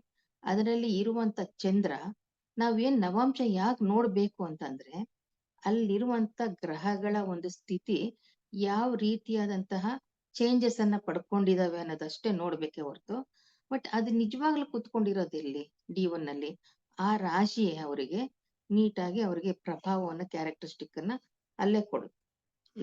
ಲಗ್ನಾಧಿಪತಿ ಅಂತ ಏನಿರುತ್ತೆ, ಆ ಒಂದು ಲಗ್ನದಿಂದನೇ ನೀವೇನ್ ಮಾಡ್ಬೋದು, ಮ್ಯಾಚಿಂಗ್ ನ ನೀವು ಅಂಡರ್ಸ್ಟ್ಯಾಂಡ್ ಮಾಡಿಸ್ಬೋದು. ಲಗ್ನದಲ್ಲಿ ಯಾರು ಕೂತ್ಕೊಂಡಿದ್ದಾರೆ ಹುಡುಗನ್ ಚಾಟಲ್ಲಿ, ಹುಡುಗಿ ಚಾಟಲ್ಲಿ ಯಾರು ಲಗ್ನದಲ್ಲಿದ್ದಾರೆ, ಆ ಲಗ್ನದಲ್ಲಿ ಕೂತಿರುವಂತ ಗ್ರಹಕ್ಕೂ ಇವನ ಲಗ್ನದಲ್ಲಿ ಕೂತಿರುವಂತ ಗ್ರಹಕ್ಕೂ ಯಾವ ರೀತಿಯಾದಂತ ಬಾಂಡಿಂಗ್ ಇದೆ ಅದನ್ನ ನೋಡ್ಬೇಕು. ಹೆಚ್ಚಿಗೆ ಇನ್ನೊಂದ್ ಏನಾಗ್ತಿದೆ ಅಂತಂದ್ರೆ ಕಲಿಗಾಲದಲ್ಲಿ ಈ 36-18 ಅಥವಾ ಇನ್ನು ಹೆಚ್ಚು ಬಂದ್ರೆ, ಅಥವಾ ಕೇಂದ್ರ ತ್ರಿಕೋಣ ಅಥವಾ ಸಪ್ತಮ ಭಾವ ಮತ್ತೆ ಇದು ಲಾಭ ಭಾವ, ಲಗ್ನ ಮತ್ತೆ ಪಂಚಮ ಭಾವ ಮತ್ತೆ ದ್ವಿತೀಯ ಭಾವ, ಇವುಗಳ ಸಂಬಂಧ ಒಳ್ಳೆ ಸುಸ್ಥಿತಿಲಿ ಇತ್ತು ಅಂದ್ರೆ ಅದನ್ನ ಮದುವೆ ಮಾಡ್ಬಿಡೋಣ ಅಂತ ಹೇಳಿ ಮಾಡ್ತಾರೆ. ಆದ್ರೆ ಇಲ್ಲಿ ಒಂದನ್ನ ಪ್ರತಿಯೊಬ್ಬರನ್ನು ಮಿಸ್ ಮಾಡ್ತಿದ್ದಾರೆ. ಯಾವ್ದನ್ನ ಮಿಸ್ ಮಾಡ್ತಿದ್ದಾರೆ ಅಂತಂದ್ರೆ ಪುರುಷ ಲಗ್ನ ಸ್ತ್ರೀ ಲಗ್ನ ಅಂತ ನಾವು ಡಿವೈಡ್ ಮಾಡ್ಕೋಬೇಕು. ಇದರ ಕಡೆ ಗಮನ ಯಾರು ಕೊಡ್ತಾ ಇಲ್ಲ. ಪುರುಷ ಲಗ್ನ, ಈಗ ಯಾರು ಪುರುಷ ಲಗ್ನ ಆಗ್ಬೇಕು, ಯಾರು ಸ್ತ್ರೀ ಲಗ್ನ ಆಗ್ಬೇಕು ಅದನ್ನ ಡಿಸೈಡ್ ಮಾಡ್ಬೇಕು. ಎಕ್ಸಾಂಪಲ್ ಆಗಿ ಈಗ ಪುರುಷ ತತ್ವದಲ್ಲಿ ಲಗ್ನದಲ್ಲಿ ಏನಾದ್ರೂ ಪುರುಷ ಹುಟ್ಟಿದಾಗ ಅವನು ಸ್ತ್ರೀ ತತ್ವದಲ್ಲಿರುವಂತಹ ಹುಡುಗಿನೂ ಮದುವೆ ಆಗ್ಬಹುದು ಆರಾಮಾಗಿ ಕಣ್ಮುಚ್ಕೊಂಡು. ಆದ್ರೆ ಸ್ತ್ರೀ ತತ್ವದಲ್ಲಿ ನಾವು ಯಾವ ಸ್ತ್ರೀ ತತ್ವ ಆ ಪುರುಷನಿಗೆ ಮ್ಯಾಚ್ ಆಗುತ್ತೆ ಅನ್ನೋದನ್ನ ಎಲ್ಲವೂ ಕೂಡ ಇರುತ್ತೆ. ನಮ್ಗೆ 3 ತರ ಸ್ತ್ರೀ ತತ್ವಗಳು. ಯಾವ ಸ್ತ್ರೀ ತತ್ವ ಮ್ಯಾಚ್ ಆಗುತ್ತೆ ಅಂತ ನಾವು ಕಾನ್ಸಂಟ್ರೇಷನ್ ಮಾಡ್ಬೇಕು. ಒಂದು, ಪುರುಷ ತತ್ವದಲ್ಲಿರುವಂತ ಹುಡುಗಿನೇ ಮದ್ವೆ ಆದ್ರೆ ಅವನ ಪುರುಷ ತತ್ವ ರಾಶಿ ಯಾವ್ದಾಗಿರುತ್ತೋ ಆ ರಾಶಿಗಿಂತ ತುಂಬಾ ಡಾಮಿನೇಟ್ ಕ್ಯಾರೆಕ್ಟರ್ ಆಗಿರುವಂತ ಪುರುಷತ್ವ ರಾಶಿಯಲ್ಲಿ ಸ್ತ್ರೀ ಹುಟ್ಟಿರ್ಬಾರ್ದು. ಸ್ತ್ರೀ ಏನಾದ್ರೂ ಪುರುಷ ತತ್ವದಲ್ಲಿ ಹುಟ್ಟಿದ್ರೆ ಅವಳಿಗೂ ಕೂಡ ಪುರುಷ ತತ್ವದ ಪುರುಷನನ್ನೇ ಕಟ್ಟಿದ್ರೆ ಅವಳು ಚೆನ್ನಾಗಿರ್ತಾಳೆ. ಒಂದ್ ವೇಳೆ ಸ್ತ್ರೀ ಪುರುಷ ರಾಶಿಯ ಲಗ್ನದಲ್ಲಿ ಹುಟ್ಟಿದ್ದು ಸ್ತ್ರೀ ರಾಶಿಯ ಒಂದು ಲಗ್ನದಲ್ಲಿ ಹುಟ್ಟಿರುವಂತಹ ಪುರುಷನ್ನೇನಾದ್ರೂ ಅವಳಿಗೆ ಕಟ್ಟಿದಾಗ ಇವಳು ಡಾಮಿನೇಟ್ ಮತ್ತೆ ಪ್ರತಿ ಒಂದರಲ್ಲೂ ಕೂಡ ಇವಳು ಮೇಲುಗೈ ಸಾಧಿಸ್ತಾ ಇರ್ತಾಳೆ. ಮತ್ತೆ ಎಲ್ಲವನ್ನು ಕೂಡ ಈಸಿಯಾಗಿ ಕೆಲಸ ಕಾರ್ಯಗಳನ್ನು ಮಾಡುವಾಗ ಪುರುಷನ್ ತರ ಓಡಾಡ್ಕೊಂಡಿರ್ತಾಳೆ. ಆ ತರ ಇದ್ದಾಗ ಸ್ತ್ರೀ ತತ್ವದಲ್ಲಿ ಹುಟ್ಟಿದಂತ ಪುರುಷ ಅವಳ ಜೊತೆ ಜೀವನವನ್ನು ಶೇರ್ ಮಾಡ್ಕೊಳ್ಳೋದಕ್ಕೆ ಸ್ವಲ್ಪ ದಿನ ಅಥವಾ ವರ್ಷಗಳೆಲ್ಲ ಇಂಟ್ರೆಸ್ಟ್ ಕಳ್ಕೊಳ್ತಾನೆ. ಒಂದು. ಎರಡನೇದು ಅವನಿಗೆ ಅವಳ ಮೇಲೆ ಒಂದು ಹೊಟ್ಟೆ ಕಿಚ್ಚು ಅಥವಾ ಇನ್ಯಾವುದೇ ರೀತಿಯಾದಂತ ಇದು ಬಂದ್ಬಿಡುತ್ತೆ. ಉದಾಹರಣೆಗೆ ನಾನು ಹೇಳೋದಂದ್ರೆ, ಯಾವ ರೀತಿಯಾದಂತ ಒಂದು ಸಂದರ್ಭಗಳಲ್ಲಿ ಈ ವಿವಾಹ ಈಗ ಒಂದು ಸಣ್ಣ ಸಣ್ಣ ವಿಷಯದಲ್ಲಿ ಬ್ರೇಕ್ ಆಗ್ತಿದೆ ಅಂತಂದ್ರೆ, ಒಂದು ಹುಡುಗಿ ನನ್ನ ಒಂದು ಕ್ಲೈಂಟ್ಗಳಲ್ಲಿ ಅವ್ರು ಮದುವೆ ಮಾಡ್ಕೊಂಡ್ರು. ಮದುವೆ ಮಾಡ್ಕೊಂಡಾದ್ಮೇಲೆ ಬಂದಿದ್ರು. ಹುಡುಗ ಬಂದ್ರೆ ಸ್ತ್ರೀ ತತ್ವ ಆಗಿದ್ದ, ಹುಡುಗಿ ಬಂದು ಪುರುಷ ತತ್ವ ಆಗಿದ್ಲು. ಅವಳಿಗೆ ಕಾರ್ ಡ್ರೈವಿಂಗ್ ಮಾಡೋದ್ ಬರುತ್ತೆ, ಮತ್ತೆ ಸ್ಕೂಟರ್ ಡ್ರೈವಿಂಗ್ ಮಾಡಕ್ ಬರುತ್ತೆ, ಜೊತೆಗೆ ಅವಳ ಹತ್ರ ಅದೆರಡೂ ಇರುತ್ತೆ. ಹುಡುಗನ ಹತ್ರ ಎರಡೂ ಇರಲ್ಲ. ಇಂಥ ಸಂದರ್ಭದಲ್ಲಿ ಇವಳು ಕಾರ್ ಡ್ರೈವ್ ಮಾಡ್ಕೊಂಡು ಎಲ್ಲಂದ್ರಲ್ಲಿ ಹೋಗ್ತಾಳೆ, ನನ್ಗೇನು ಡ್ರೈವಿಂಗೇ ಬರಲ್ಲ. ಈ ವಿಷಯದಲ್ಲಿ ಅವಳನ್ನ ಸಂಶಯ ಕಾಣೋದು, ಹೊಡಿಯೋದು, ಬಡಿಯೋದು, ಈ ತರ ಸಣ್ಣ ವಿಷಯಗಳಲ್ಲಿ ನೋಡಿ ಹಿಂಗ್ ಹೊಟ್ಟೋಗುತ್ತೆ. ಇಂಥ ವಿಷಯಗಳು ಸಣ್ಣದಾದ್ರೂ ಕೂಡ ನಾವು ಜ್ಯೋತಿಷರು ಗಮನಿಸ್ಬೇಕಿದೆ. ಯಾಕೆಂದ್ರೆ ಹುಡುಗಿ ಪುರುಷ ತತ್ವ ಆದ್ರೆ ಅವಳಿಗಿಂತ ಪುರುಷ ತತ್ವದ ರಾಶಿಯಲ್ಲಿ ಅವನು ಡಾಮಿನೇಟ್ ಆಗಿರ್ಬೇಕು ಅಂತ, ಅಧಿಕ ವೀರ್ಯವಂತ ಅಂತ ಹೇಳ್ತಾರೆ ನೋಡಿ. ಹುಡುಗಿ ಏನಾದ್ರೂ ವೀರ್ಯವಂತ ಒಂದು ತತ್ವದಲ್ಲಿ ಹುಟ್ಟಿದಾಗ ಪುರುಷ ತತ್ವದಲ್ಲಿ ಅವಳಿಗೆ ಅಧಿಕ ವೀರ್ಯವಂತನಾದಂತ ಹುಡುಗನ್ನೇ ತರಬೇಕು. ಏನಾದ್ರೂ ಸ್ತ್ರೀ ತತ್ವದಲ್ಲಿ ತಂದಾಗ ಏನಾಗುತ್ತೆ, ಈ ರೀತಿ ಕ್ಯಾರೆಕ್ಟರಿಸ್ಟಿಕ್ ಅಂತ ಏನಿರುತ್ತೆ ಅದೆಲ್ಲವೂ ಕೂಡ ಏನಾಗುತ್ತೆ, ಕ್ಲಾಶ್ ಆಗ್ತದೆ. ಈ ರೀತಿಯಾಗಿ ಕೂಡ ನಾವು ಈ ಕಾಲಪುರುಷ ಚಕ್ರದಲ್ಲಿ ಮ್ಯಾಚಿಂಗ್ ಮಾಡುವಾಗ ಈ ಹೊಸ ವಿಧಾನವನ್ನ ಅಳವಡಿಸ್ಕೋಬೇಕು ಅನ್ನೋದನ್ನ ನಾವು ನೋಡ್ಬೇಕು. ಈಗ ಏನಾಗುತ್ತೆ, ಸಾಂಪ್ರದಾಯ ರೀತಿಯಾದಂತ ವಿವಾಹ ಪದ್ಧತಿ ಅಲ್ಲಿ ಬಂದಾಗ ಏನಾಗುತ್ತೆ, ಅವ್ರವ್ರ ಧರ್ಮ ಅವ್ರವ್ರ ಜಾತಿಯಲ್ಲೇ ವಿವಾಹದ ಒಂದು ಸಂಬಂಧ ಬಳಸ್ಬೇಕನ್ನೋದು ಈಗಿನ ಕಾಲ ಅಲ್ಲ, ಹಿಂದಿನ ಕಾಲದಿಂದಲೂ ಇರುತ್ತೆ. ಅದಕ್ಕೆ ನಾವು ಹೆಚ್ಚಿಗೆ ಏನು ಇದ್ ಮಾಡ್ಬಾರ್ದು. ಆದ್ರೆ ಕುಂಡಲಿ ಜ್ಯೋತಿಷ ಶಾಸ್ತ್ರ ಯಾಕೆ ಹೇಗೆ ನಮ್ಗೆ ಎಲ್ಲಿ ಉಪಯೋಗ ಆಗುತ್ತೆ ಅಂದಾಗ, ಕೆಲವರಿಗೆ ನಾವು ನೋಡ್ಬೇಕಾಗುತ್ತಲ್ಲ, ಇವರು ತಮ್ಮ ಧರ್ಮವನ್ನು ಬಿಟ್ಟು ಮದುವೆ ಮಾಡ್ಕೊಳ್ತಾರ, ಅಥವಾ ತಮ್ಮ ಧರ್ಮದಲ್ಲೇ ಮಾಡ್ಕೊಳ್ತಾರ, ಅಥವಾ ತಮ್ಮ ಧರ್ಮಕ್ಕಿಂತ ಸ್ವಲ್ಪ ಕೀಳ್ಮಟ್ಟದ ಧರ್ಮದಲ್ಲಿ ಮಾಡ್ಕೊಳ್ತಾರ. ಇದನ್ನು ಕೂಡ ನಾವು ನೋಡ್ಬೇಕು. ಇಲ್ಲ ಅಂದ್ರೆ ನಾವು ಬಲವಂತವಾಗಿ ನಾವು ಹಾಗೆ ಕಟ್ಟಿಬಿಟ್ರೆ ಅವ್ರಿಗೆ ಏನಾಗುತ್ತೆ, ಇಬ್ರು ಮುಂದೊಂದ್ ದಿನ ಒಂದೊಂದ್ ರೂಮ್ ನಲ್ಲಿ ಮಲ್ಕೊಳಕ್ ಶುರು ಮಾಡ್ತಾರೆ. ಅವನೊಂದ್ ರೂಮ್ ನಲ್ಲಿ, ಇವನೊಂದ್ ರೂಮ್ ಅಲ್ಲಿ. ಇದು ಬೇಸಿಕ್ ನೀಡ್. ನಾವು ಏನು ಒಂದು ವಿವಾಹವನ್ನು ಹೊಂದಾಣಿಕೆ ಮಾಡ್ಬೇಕಾದಾಗ ಪ್ರಮುಖವಾಗಿ ನಾವು ಯಾವ ರೀತಿಯಾದಂತಹ ಒಂದು ಇದನ್ನ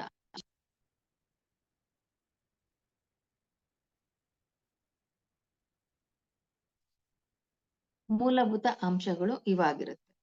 ಇದಾದ್ಮೇಲೆ ನಾವು ಇನ್ನೇನ್ ಅಂಶಗಳನ್ನ ನಾವು ಗಮನದಲ್ಲಿ ಇಟ್ಕೋಬೇಕು ಅಂತ ನಾವು ನೋಡಿದಾಗ ಇದೊಂದ್ ಅಂಶ ಐತಿ. ಇನ್ನೊಂದ್ ಏನ್ ನೋಡ್ಬೇಕಂತಾಗ, ಕೆಲವ್ರ ಜಾತಕದಲ್ಲಿ ಲವ್ ಮ್ಯಾರೇಜ್ ಸ್ಟ್ರಾಂಗ್ ಆಗಿದ್ದಾಗ ಅವರು ಲವ್ ಮಾಡೇ ಮದುವೆ ಮಾಡ್ಕೋಬೇಕು. ಅವ್ರಿಗೆ ಮನಸ್ಸಿಗೆ ಇಷ್ಟ ಇಲ್ಲ, ಪೇರೆಂಟ್ಸ್ ತೋರ್ಸಿದ್ರಲ್ಲಿ ಇಷ್ಟಪಟ್ಟು ಮದುವೆ ಮಾಡ್ಕೋಬೇಕು. ಲವ್ ಮ್ಯಾರೇಜ್ ಇರೋಂತ ಕುಂಡಲಿಗೆ ಸಾಂಪ್ರದಾಯವಾಗಿ ಏನಾದ್ರು ವಿವಾಹವನ್ನು ಹಿರಿಯರು ನೋಡ್ ಮಾಡಿದಾಗ ಅದು ಕೂಡ ಮುರಿದು ಬೀಳುತ್ತೆ. ಸಾಂಪ್ರದಾಯವಾಗಿ ಮದುವೆ ಇದೆ ಅಂತ ಹೇಳುವಾಗ ಜಾತಕದಲ್ಲಿ ನಮಗ್ ಗೊತ್ತಾಗುತ್ತೆ. ಅದು ಇದ್ದಾಗ ನಾವೇನಾದ್ರೂ ಅವ್ರ ಲವ್ ಮ್ಯಾರೇಜ್ ಮಾಡ್ಕೊಂಡ್ರೆ ಎಸ್ ಅಂದ್ಬಿಟ್ರೆ, ಯಾಕೆಂದ್ರೆ ನಾವು ಮಾಡ್ರ ನಮ್ಮ ಮಕ್ಕಳಿಗೆ ಏನ್ ಇಷ್ಟ ಆಗುತ್ತೆ ಮಾಡ್ಕೊಳ್ಳಿ ಅಂದಾಗ ಅದು ಕೂಡ ಮುರಿದು ಬೀಳುವಂತಹ ಸಾಧ್ಯತೆಗಳನ್ನ ನಾವು ಕಂಡಿದ್ದೀವಿ. ಹಾಗಾಗಿ ಈ ವಿವಾಹದಲ್ಲಿ ನಾವು ಜಾತಕ ಪರಿಶೀಲನೆ ಮಾಡುವಾಗ 12 ಭಾವಗಳನ್ನು ಸ್ವಲ್ಪ ಹುಡುಗಂದು ಹುಡುಗಿದು ಕಂಪಲ್ಸರಿ ನೀವೇನ್ ಮಾಡ್ಬೇಕು ಅದನ್ನ ನೋಡ್ಬೇಕು. ಇದಿಷ್ಟು ನಾನು ನಿಮ್ಗೆ ಸ್ವಲ್ಪ ಅಲ್ಪ ಮಾಹಿತಿಯನ್ನ ನಾನು ಹೇಳ್ದೆ. ಮತ್ತೆ ಕೆಲವರು ಮದುವೆಯನ್ನ ತಿರಸ್ಕಾರ ಮಾಡ್ತಾ ಇರ್ತಾರೆ. ಹುಡುಗ ಆಗ್ಲಿ ಹುಡುಗಿ ಆಗ್ಲಿ, 26 ಆಯ್ತು ನಾನ್ ಮಾಡ್ಕೊಳಲ್ಲ, 28 ಆಯ್ತು ಮಾಡ್ಕೊಳಲ್ಲ, 30 ಆಗೋಯ್ತು ಮಾಡ್ಕೊಳಲ್ಲ. ಇಂಥ ಪರಿಸ್ಥಿತಿನಲ್ಲಿ ನೀವು ಅವರಿಗೆ ಏನ್ ಪೇರೆಂಟ್ಸ್ಗೆ ಒಂದು ಹೇಳ್ಬೇಕಿಲ್ಲ, ಅವರೇ ಅರ್ಥ ಮಾಡ್ಕೊಳ್ತಾರೆ ಯಾರು ವಿವಾಹವನ್ನು ಆಗ್ಬೇಕಾಗಿದಾರೋ ಅವರಿಗೆ ಒಂದು ಜನರಲ್ ಚೆಕಪ್ ಅನ್ನ ಮಾಡಿಸೋದಕ್ಕೆ ಹೇಳ್ಬೇಕು. ಮತ್ತೆ ಅವರಿಗೆ ವೀರ್ಯಾಣುಗಳು ಅಥವಾ ಹುಡುಗಿ ಆಗ್ಲಿ ಅವ್ರಿಗೆ ಏನು ಈ ಒಂದು ಲೈಂಗಿಕ ಕ್ರಿಯೆಗೆ ಬೇಕಾದಂತಹ ಶಕ್ತಿ ಇಲ್ಲದೆ ಇದ್ದಾಗ ಮೊದಲು ಟ್ರೀಟ್ಮೆಂಟ್ ಮಾಡ್ಬೇಕು. ಅದು ಕುಂದಿದ್ದಾಗಲೂ ಕೂಡ ಅವರಿಗೆ ಇಂಟ್ರೆಸ್ಟ್ ಬರಲ್ಲ ಅನ್ನೋದು ಒಂದಿರುತ್ತೆ. ಫಿಸಿಕಲ್ ಫಿಟ್ನೆಸ್ ಅನ್ನೋದನ್ನ ಫಸ್ಟ್ ಸರಿ ಮಾಡಿಸ್ಬೇಕು. ಅನ್ನೋದು ಒಂದ್ ಅಂಶ. ಎರಡನೇದು ಏನಂತಂದ್ರೆ ಈ ಒಂದು ವಿವಾಹಕ್ಕೆ ಗುರಿಗಳನ್ನ ಇಟ್ಕೊಂಡಿರ್ತಾರೆ ಕೆಲವರು. ಯಾಕೆ ಮದುವೆ ಆಗೋದಕ್ಕೆ ಇಷ್ಟಪಡಲ್ಲ ಅಂದ್ರೆ, ಮದುವೆ ಒಂದು ಬಂಧನ ಆಗುತ್ತೆ. ನಾನು ಹೆಂಡತಿ ಮಕ್ಳು ಇವ್ರನ್ನೆಲ್ಲ ನೋಡ್ಕೋಬೇಕು, ಗಂಡ ಮಕ್ಳು ಸೇವೆ ಮಾಡ್ಬೇಕು, ಅತ್ತೆ ಮಾವನ್ ಸೇವೆ ಮಾಡ್ಬೇಕು. ನನ್ನ ಗುರಿ ಇರೋದು ನನ್ನ ಸಮಾಜದಲ್ಲಿ ಏನಾದ್ರೂ ಸಾಧನೆ ಮಾಡ್ಬೇಕು, ಅಚೀವ್ ಮಾಡ್ಬೇಕು ಅಂತ ಇರ್ತಾರೆ. ಅವ್ರ ಕುಂಡಲಿನ ಸ್ವಲ್ಪ ನೀವು ಪರಿಶೀಲನೆ ಮಾಡಿದಾಗ ಇವರು ಸಮಾಜ ಸೇವೆಕ್ಕೆ ಮಾಡೋದಕ್ಕೆ ಹುಟ್ಟಿದ್ದಾರೆ ಅಂತ ನಿಮಗೆ ಗೊತ್ತಾದ್ರೆ ಅವ್ರಿಗೆ ಅದಕ್ಕೆ ಹಾಗೆ ಮಾಡ್ಕೊಂಡು ಹೋಗಿ ಮದ್ವೆ ಮಾಡ್ಬೇಡಿ, ಬಿಟ್ಬಿಡಿ ಅನ್ನೋ ಒಂದು ಮೆಸೇಜ್ ಅನ್ನು ಕೂಡ ಅವ್ರಿಗೆ ಹೇಳ್ಬೇಕಾಗಿ ಬರುತ್ತೆ. ಮದ್ವೆ ಹಾಗೇ ಸಾಯ್ಬೇಕು ಅನ್ನೋದು ಹಳೆ ಕಾಲದ ಪದ್ಧತಿ. ನಮ್ಗೆ ಹಿಂದಿನ ಒಂದು ಇದನ್ನ ತಗೊಂಡಾಗ, ಕರ್ಮ ಸಿದ್ಧಾಂತ ಅಂತ ತಗೊಂಡಾಗ, ಈ ಒಂದು ಆತ್ಮಗಳು ಏನನ್ನು ಸಾಧಿಸೋದಕ್ಕೆ ಹುಟ್ಟಿದ್ದಾರೆ ಮತ್ತೆ ಯಾವ ರೀತಿ ಜೀವನವನ್ನು ಇವರು ಸೆಲೆಕ್ಟ್ ಮಾಡ್ಕೊಳ್ತಾರೆ, ಅದನ್ನೇ ಅವ್ರು ಮಾಡೋದಕ್ಕೆ ಬಂದಿದ್ದಾರೆ ಅನ್ನೋದನ್ನ ಅರ್ಥ ಮಾಡಿಸಿ ಹಾಗೆ ಇರಿ ನೀವು ಅಂತ ಹೇಳಿ ಅವ್ರಿಗೆ ಬಿಟ್ಬಿಡ್ಬೇಕು ನಾವು. ಪರವಾಗಿಲ್ಲ, ಯಾವ್ದೋ ಒಂದು ಹುಡುಗಿ ನೋಡಿ ಮದ್ವೆ ಮಾಡ್ಕೊಳೋದ್ ಮಾಡ್ಬಾರ್ದು. ಸ್ವತಃ ಆತನ ಜೀವನ ಹೋಗುತ್ತೆ, ಆ ಒಂದು ಮದುವೆ ಆದವಳ ಜೀವನನೂ ಹೋಗ್ಬೋದು. ಈ ರೀತಿ ಆಗುತ್ತೆ. ಎಷ್ಟೋ ಒಂದು ನೀವು ನೋಡಿದೀರ, ಇಷ್ಟ ಇಲ್ಲದೆ ಮದುವೆ ಆಗಿ 3 ತಿಂಗಳು ಯಾರೋ ಹಿಂದೆ ಓಡೋಗಿರೋದು, ಮದ್ವೆ ಆಗಿ ಮನೆ ಒಳಗ್ ಕಾಲಿಟ್ಟು ಫಸ್ಟ್ ದಿನವೇ ನನಗೆ ಮದ್ವೆ ಇಷ್ಟ ಇಲ್ಲ ಅಂತ ಓಡೋಗಿರೋಂಥವ್ದು. ಇದೆಲ್ಲವೂ ಕೂಡ ಇದೆ. ಗಂಡಸರುನು ಅಷ್ಟೇ, ಮದ್ವೆ ಆಗಿ ನನಗೆ ಇಷ್ಟ ಇರ್ಲಿಲ್ಲ ಮಾಡ್ಬಿಟ್ರಿ, ನೀವೇ ಇಟ್ಕೊಳ್ಳಿ ಅವಳನ್ನ, ನನಗ್ ಅವಳು ಬೇಡ. ಈ ತರ ಎಲ್ಲಾ ವಿಷಯಗಳು ಇದ್ದಾಗ ಇದು ಯಾಕಾಗುತ್ತೆ ಅಂತಂದ್ರೆ, ನಾವು ಸರಿಯಾಗಿ ವಿಶ್ಲೇಷಣಾ ಕ್ರಮವನ್ನ ನಾವು ಈ ಒಂದು ಕಲಿಗಾಲಕ್ಕೆ ತಕ್ಕ ಹಾಗೆ ಮಾಡ್ತಾ ಇಲ್ಲ ಅನ್ನೋದು ಬರುತ್ತೆ. ಇದಿಷ್ಟು ಕೂಡ ನಾನು ಈ ಬ್ಯಾಕ್ ಗ್ರೌಂಡ್ಗೋಸ್ಕರ ನಾನು ಹೇಳಿರುವಂತದ್ದು. ಮುಖ್ಯವಾಗಿ ಇನ್ನೊಂದು ಅಂಶ ಏನ್ ತಿಳ್ಕೊಬೇಕು, ಕಾಲ ಪುರುಷ ಚಕ್ರದ ಸ್ತ್ರೀ ಪುರುಷ ಮದುವೆ ವಿವಾಹ ಮಾಡುವಾಗ ಲಗ್ನಗಳು ಮತ್ತೆ ರಾಶಿಗಳನ್ನ, ಸ್ತ್ರೀ ರಾಶಿ ಪುರುಷ ರಾಶಿ, ಪುರುಷ ಲಗ್ನ ಸ್ತ್ರೀ ಲಗ್ನ ಇಂತ ಏನು ಡಿವೈಡ್ ಇದೆ, ಅದ್ರಲ್ಲಿ ಹುಡುಗ ಹುಡುಗಿನ ಫಸ್ಟ್ ನೀವು ಕಂಡುಹಿಡಿಯೋದಕ್ಕೆ ನೀವು ಶುರು ಮಾಡ್ಬೇಕು. ಅದರ ಒಂದು ಲೀಸ್ಟ್ ನ ಬೇಕಾದ್ರೆ ನಾನು ಎಕ್ಸಾಂಪಲ್ ಅಲ್ಲಿ ಹೇಳ್ಕೊಂಡು ಹೋಗ್ಬೋದು. ನೀವು ಕಾಲಪುರುಷ ಚಕ್ರದಲ್ಲಿ 6 ಪುರುಷ ರಾಶಿಗಳನ್ನ ಮೊದಲು ಡಿವೈಡ್ ಮಾಡ್ಕೊಳ್ಳಿ, ಇನ್ನು 6 ಸ್ತ್ರೀ ರಾಶಿಗಳನ್ನ ಡಿವೈಡ್ ಮಾಡ್ಕೊಳ್ಳಿ. ಯಾವ್ಯಾವ ರಾಶಿಯವರು ಪುರುಷ ಲಗ್ನದವರು ಪುರುಷರು ಹುಟ್ಟಿದ್ರೆ ಒಳ್ಳೇದು, ಸ್ತ್ರೀಯರು ಹುಟ್ಟಿದ್ರೆ ಒಳ್ಳೇದು ಅನ್ನೋದನ್ನ ನಾವು ಫಸ್ಟ್ ನಾವೇನ್ ಮಾಡ್ಬೇಕು, ವಿಭಾಗ ಮಾಡ್ಕೋಬೇಕು. ನಂತರ ಏನಾಗುತ್ತೆ ಅಂದ್ರೆ ಅವ್ರ ಮಾನಸಿಕ ಸ್ಥಿತಿಯನ್ನು ಅವ್ರು ಅಂಡರ್ಸ್ಟ್ಯಾಂಡ್ ಮಾಡ್ಕೊಳ್ಳೋದಕ್ಕೆ ಅದು ಸರಿ ಹೋಗುತ್ತೆ ಅಂತ ನಾವು ಹೊಂದಾಣಿಕೆ ಮಾಡ್ಬೇಕು. ಮತ್ತೆ ಯಾವುದೇ ಕಾರಣಕ್ಕೂ ಪುರುಷ ಮತ್ತೆ ಕನ್ಯಾ ಮತ್ತೆ ವರ ಅವರು ನಿಮ್ಗೆ ಕಾಂಟ್ಯಾಕ್ಟ್ ಮಾಡಕ್ ಸರಿ ಈಗ ಆಯ್ತು ಅಂದ್ರೆ ಇಬ್ಬರನ್ನು ಒಟ್ಟಿಗೆ ಕರೆಸಿ ನೀನ್ ಈ ತರ ಇರ್ಬೇಕು, ನೀನ್ ಈ ತರ ಇರ್ಬೇಕು ಅನ್ನೋದನ್ನು ಕೂಡ ನಾವು ಹೇಳ್ಬೇಕು ಅನ್ನೋದನ್ನ ಇಲ್ಲಿ ನಾವು ವಿವಾಹದಲ್ಲಿ ಸುಮಾರಾಗಿ ನಾವು ಕೆಲವು ಅಡ್ವೈಸ್ ನ ಈ ತರ ತಗೋಬೇಕು. ಈಗ ಉದಾಹರಣೆಗೆ ನಾವು ತಗೊಳ್ಳೋದಿತ್ತು ಅಂದ್ರೆ, ಪುರುಷ ರಾಶಿಗಳು ಯಾವ್ಯಾವ್ದಿದೆ, ಫಸ್ಟ್ ನಾವು ಅಗ್ನಿ ತತ್ವ ರಾಶಿ ಆ ತರ ಡಿವೈಡ್ ಮಾಡ್ಕೊಂಡ್ರೆ ನಿಮ್ಗೆ ಈಸಿ ಆಗುತ್ತೆ. ಅಗ್ನಿ ತತ್ವದ ರಾಶಿಯವರನ್ನ ಅಗ್ನಿ ತತ್ವದವರೇ ಮದುವೆ ಆದ್ರೆ ಅದು ಗುಡ್. ಆದ್ರೆ ಅದರಲ್ಲಿ ಯಾರು ಪುರುಷ ಆಗ್ಬೇಕು, ಯಾರು ಸ್ತ್ರೀ ಆಗ್ಬೇಕು ಅನ್ನೋದನ್ನ ನಾವು ಇಲ್ಲಿ ಡಿಸೈಡ್ ಮಾಡ್ಬೇಕಾಗುತ್ತೆ. ಉದಾಹರಣೆಗೆ ನೋಡಿ, ಸಿಂಹ ಲಗ್ನ ಮತ್ತೆ ಈ ಯಾವುದು ಈ ಒಂದು ಧನುರ್ ಲಗ್ನ, ಈ ಲಗ್ನದಲ್ಲಿ ಪುರುಷರು ಹುಟ್ಟಿರ್ಬೇಕು, ಹುಡುಗಿ ಆದವಳು ಮೇಷರಾಶಿಯೇ ಆಗಿರ್ಬೇಕು. ಇವರಿಬ್ರು ಪುರುಷರಾದಾಗ ಅಗ್ನಿ ತತ್ವ ರಾಶಿಯಲ್ಲಿ ಸಿಂಹ, ಧನುಸ್ಸು, ಮೇಷ ಇವು ಮೂರನ್ನ ನಾವು ಲಗ್ನ ಅಂತ ತಗೊಂಡಾಗ, ಸಿಂಹ ರಾಶಿ ಹಾಗೂ ಧನುರ್ ರಾಶಿ ಅಂತ ಏನಿದೆ, ಇವರು ಯಾವಾಗ್ಲೂ ಹುಡುಗರಾಗಿದ್ದಾಗ ಇವರಿಗೆ ನಾವು ಅಗ್ನಿ ತತ್ವದಲ್ಲೇ ಮ್ಯಾಚ್ ಮಾಡ್ಬೇಕಂದಾಗ ಹುಡುಗಿ ಆಗುವಂತವಳು ಮೇಷ ಲಗ್ನದವಳೆ ಆಗಿರ್ಬೇಕು. ಆಗ ಇವರನ್ನ ಹೊಂದಿಕೊಳ್ತಾರೆ ಅನ್ನೋದು ಒಂದು ವಿಚಾರ. ಒಂದು ವೇಳೆ ಹುಡುಗಿ ಏನಾದ್ರೂ ಧನುರ್ ಲಗ್ನ ಆಗ್ಬಿಟ್ಲು ಅಥವಾ ಸಿಂಹ ಲಗ್ನ ಆಗ್ಬಿಟ್ಲು, ಈ ಅಗ್ನಿ ತತ್ವದಲ್ಲಿ ಹೇಗೆ ಮ್ಯಾಚ್ ಮಾಡ್ಬೇಕಂದ್ರೆ ಖಂಡಿತವಾಗ್ಲು ಮೇಷ ಲಗ್ನದವ್ರನ್ನ ಹುಟ್ಟಿದಂತ ಹುಡುಗನ್ನ ಸಿಂಹ ಮತ್ತೆ ಧನುರ್ ಲಗ್ನದಲ್ಲಿ ಹುಟ್ಟಿದಂತ ಹುಡುಗಿಯರಿಗೆ ಮ್ಯಾಚ್ ಮಾಡ್ಬಾರ್ದು. ಯಾಕೆಂದ್ರೆ ಹೈಯೆಸ್ಟ್ ಕರೇಜ್, ಸ್ಟಾಮಿನಾ ಮತ್ತೆ ಸ್ಟ್ರೆಂತ್, ಡಾಮಿನೇಟಿಂಗ್ ಮತ್ತೆ ಇಂಟೆಲಿಜೆಂಟ್ ಅದಷ್ಟು ಹುಡುಗಿಗೆ ಜಾಸ್ತಿ ಇರುತ್ತೆ, ಹುಡುಗನಿಗೆ ಜಾಸ್ತಿ ಇರಲ್ಲ ಮೇಷ ಲಗ್ನದ ಹುಡುಗನಿಗೆ. ಹಾಗಾಗಿ ಅವ್ರ ಜೀವನ ಹಾಳಾಗ್ಬೋದು ಅಂತ. ಆದ್ರೆ ಹುಡುಗಿಗೆ ಯಾರು ಧನುರ್ ಲಗ್ನದಲ್ಲಿ ಹುಟ್ಟಿದ್ರೆ ಸಿಂಹ ಲಗ್ನದ ಹುಡುಗನನ್ನ ಅವಳು ಮದುವೆ ಆಗ್ಬೋದು, ಸಿಂಹ ಲಗ್ನದಲ್ಲಿ ಹುಟ್ಟ್ರೆ ಧನುರ್ ಲಗ್ನದ ಹುಡುಗನನ್ನ ಮದುವೆ ಆಗ್ಬೋದು. ಅಪ್ಪಿತಪ್ಪಿ ಕೂಡ ಈ 2 ರಾಶಿಯಲ್ಲಿ ಸ್ತ್ರೀ ಹುಟ್ಟಿದ್ರೆ ಮೇಷ ಲಗ್ನವನ್ನ ಮ್ಯಾಚ್ ಮಾಡ್ಬಾರ್ದು. ಈ ರೀತಿ ನೀವು ತ್ರಿಕೋಣಗಳಲ್ಲಿ ಡಿವೈಡ್ ಮಾಡ್ಕೊಂಡಾಗ ಒಂದು ಆನ್ಸರ್ ಸಿಗುತ್ತೆ. ನೆಕ್ಸ್ಟ್ ಪೃಥ್ವಿ ತತ್ವ ರಾಶಿಗಳು ಅಂತ ನಾವು ತಗೊಂಡಾಗ ಇಲ್ಲಿ ಸ್ತ್ರೀ ಯಾರಾಗ್ಬೇಕು, ಪುರುಷ ಯಾರಾಗ್ಬೇಕು, ಅನ್ನೋದು ಬರುತ್ತೆ. ಇಲ್ಲಿ 3 ರಾಶಿಗಳನ್ನು ತಗೊಂಡಾಗ ನೀವು ಪೃಥ್ವಿ ತತ್ವದಲ್ಲಿ ವೃಷಭ, ಕನ್ಯಾ ಮತ್ತೆ ಮಕರ ಬರುತ್ತೆ. ಈ 3 ಸ್ತ್ರೀ ರಾಶಿಗಳೇ. ಈ ಸ್ತ್ರೀ ರಾಶಿಗಳಲ್ಲಿ ಸ್ತ್ರೀ ಹುಟ್ಟಿದ್ರು ಕೂಡ ಅವಳಿಗೆ ಪುರುಷನ್ನ ಯಾವ ರೀತಿ ಈ 3 ರಾಶಿಯಲ್ಲಿ ನಾವು ಸೆಲೆಕ್ಟ್ ಮಾಡ್ಬೇಕಂದಾಗ ನೋಡಿ, ಈ ವೃಷಭ ರಾಶಿಯವರು ಯಾವಾಗ್ಲೂ ಪುರುಷರಾದ್ರೆ ಒಳ್ಳೇದು. ಈ 3 ಏನು ಸ್ತ್ರೀ ರಾಶಿಗಳಂತ ಏನಿದೆ ಅದರಲ್ಲಿ ವೃಷಭ ರಾಶಿಯವರು ಪುರುಷರಾಗಿದ್ದಾಗ ಕನ್ಯಾ ರಾಶಿಯವ್ರನ್ನು ಮದುವೆ ಆಗ್ಬೋದು, ಹಾಗೆ ಮಕರ ರಾಶಿಯವ್ರನ್ನು ಮದುವೆ ಆಗ್ಬೋದು. ಅದೇ ರೀತಿಯಲ್ಲಿ ಸ್ತ್ರೀ ಏನಾದ್ರೂ ವೃಷಭ ರಾಶಿ ಆದ್ರೆ ಯಾರನ್ನ ಮದುವೆ ಮಾಡ್ಕೋಬೇಕು ಅಂತ ತಗೊಂಡಾಗ ಶುಕ್ರನ ಅಂಶ ಅದಾಗಿರೋದ್ರಿಂದ ಕನ್ಯಾ ರಾಶಿಯ ಲಗ್ನದವ್ರನ್ನ ವೃಷಭ ರಾಶಿಯ ಸ್ತ್ರೀಗೆ ಮ್ಯಾಚ್ ಮಾಡ್ಬಾರ್ದು. ಆಗ ಮಕರ ರಾಶಿಯ ಪುರುಷ ತತ್ವ ಇರುವಂತವ್ರನ್ನ ಮ್ಯಾಚ್ ಮಾಡ್ಬೋದು. ಈ ರೀತಿಯಾದಂತ ಕೆಲವು ಗುಣ ಇಂದು ಮ್ಯಾಚಿಂಗ್ ಅನ್ನ ನಾವು ತಗೋಬೇಕು.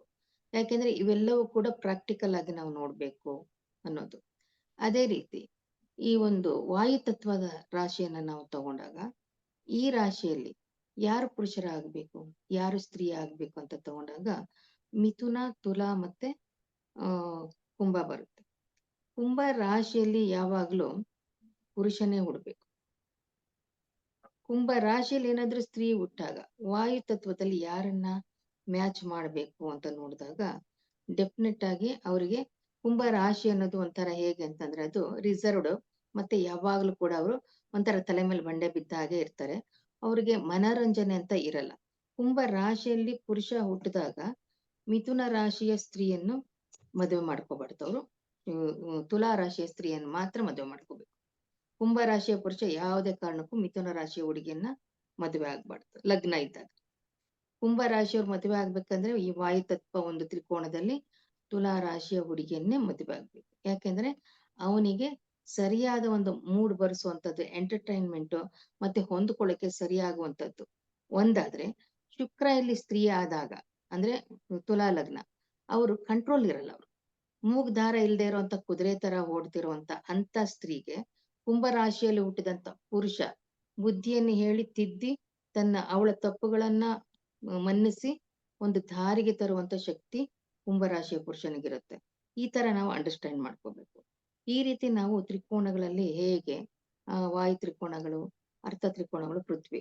ಅದೇ ರೀತಿ ಜಲ ತ್ರಿಕೋಣ ಅಂತ ತಗೊಂಡಾಗ ಜಲ ತ್ರಿಕೋಣದಲ್ಲಿ ನಮಗೆ ಏನ್ ನೋಡ್ಬೋದು ಅಂತ ಅಂದ್ರೆ, ಈ ಜಲ ತ್ರಿಕೋಣವು 3 ಸ್ತ್ರೀ ರಾಶಿ ಆಗಿರೋದ್ರಿಂದ ಇಲ್ಲಿ ಪುರುಷ ಯಾವುದೇ ಕಾರಣಕ್ಕೂ ನೋಡಿ, ಇಲ್ಲಿ ಮೀನ ರಾಶಿಯಲ್ಲಿ ಹುಟ್ಟಿದಂತ ಪುರುಷರು ಸಾಮಾನ್ಯವಾಗಿ ವಿವಾಹದಲ್ಲಿ ಸಮಸ್ಯೆಗಳನ್ನ ತಂದ್ಕೊಳ್ತಾರೆ. ಹಾಗಾಗಿ ಮೀನ ರಾಶಿಯಲ್ಲಿ ಸ್ತ್ರೀಯೇ ಹುಟ್ಟಬೇಕು. ಹಾಗಾದ್ರೆ ಪುರುಷ ಈ 3 ಇದ್ರಲ್ಲಿ ಯಾರು ಆಗ್ಬೇಕು ಅಂತ ತಗೊಂಡಾಗ ಕಟಕ ಇರುತ್ತಲ್ಲ, ಕಟಕದಲ್ಲಿ ಪುರುಷ ಹುಟ್ಬಾರ್ದು, ವೃಶ್ಚಿಕದಲ್ಲೂ ಪುರುಷ ಹುಟ್ಬಾರ್ದು. ಇಲ್ಲಿ ಏನಾಗುತ್ತೆ ಅಂದ್ರೆ ಇಲ್ಲಿ ನಮ್ಗೆ ಮೀನ ರಾಶಿ, ವೃಶ್ಚಿಕ ರಾಶಿ, ಕಟಕ ರಾಶಿ ಈ 3ರಲ್ಲಿ ಸ್ತ್ರೀ ಹುಟ್ಟಿದ್ರೆ ವೆರಿ ಗುಡ್. ಪುರುಷ ಹೇಗ್ ಹುಟ್ಟಬೇಕು ಅಂತ ನೋಡಿದಾಗ ಈ ಜಲ ರಾಶಿಯಲ್ಲಿ ಹುಟ್ಟಿರೋರ್ನ ನಾವು ಪುರುಷರಿಗೆ ಡೆಫಿನೆಟ್ ಆಗಿ ಬೇರೆ ಒಂದು ತತ್ವದ, ಯಾಕೆಂದ್ರೆ ಜಲ ಅಂದ್ರೆ ಮೋಕ್ಷ ತತ್ವ ಅಂತ ಹೇಳ್ತೀವಿ. ಈ ಪುರುಷರಿಗೆ ಏನಾಗುತ್ತೆ, ವೃಶ್ಚಿಕದ ಒಂದು ನೇಚರ್ನ ನೀವು ನೋಡ್ಕೋಬೇಕು. ಅದೇ ರೀತಿ ಕಟಕ, ಈ ವೃಶ್ಚಿಕ ಕಟಕದಲ್ಲಿ ಹುಟ್ಟಿರುವಂತ ಪುರುಷರು ಇದಾರಲ್ಲ, ಅವರು ಸೈಲೆಂಟ್ ಮತ್ತೆ ಅವರು ಹೆಚ್ಚಿಗೆ ಆಕ್ಟಿವ್ ಆಗಿರಲ್ಲ. ಹಾಗಾಗಿ ಇವರು ಸ್ತ್ರೀಯರ ಜೊತೆ ಬ್ಯಾಲೆನ್ಸ್ ಆಗೋದಕ್ಕೆ ಬರಲ್ಲ ಅವರು. ಹಾಗಾಗಿ ಮೀನ ರಾಶಿಯಲ್ಲಿ ಏನಾದ್ರೂ ಆವಾಗ ಮದ್ವೆನೇ ಮಾಡ್ಬೇಕಂತಂದ್ರೆ ಈ ಪುರುಷರಿಗೆ ಮೀನ ರಾಶಿ ಹುಡುಗಿ ಸೂಟಬಲ್ ಆಗ್ತಾಳೆ ಅಂತ ನಾವು ಹೇಳ್ಬೋದು.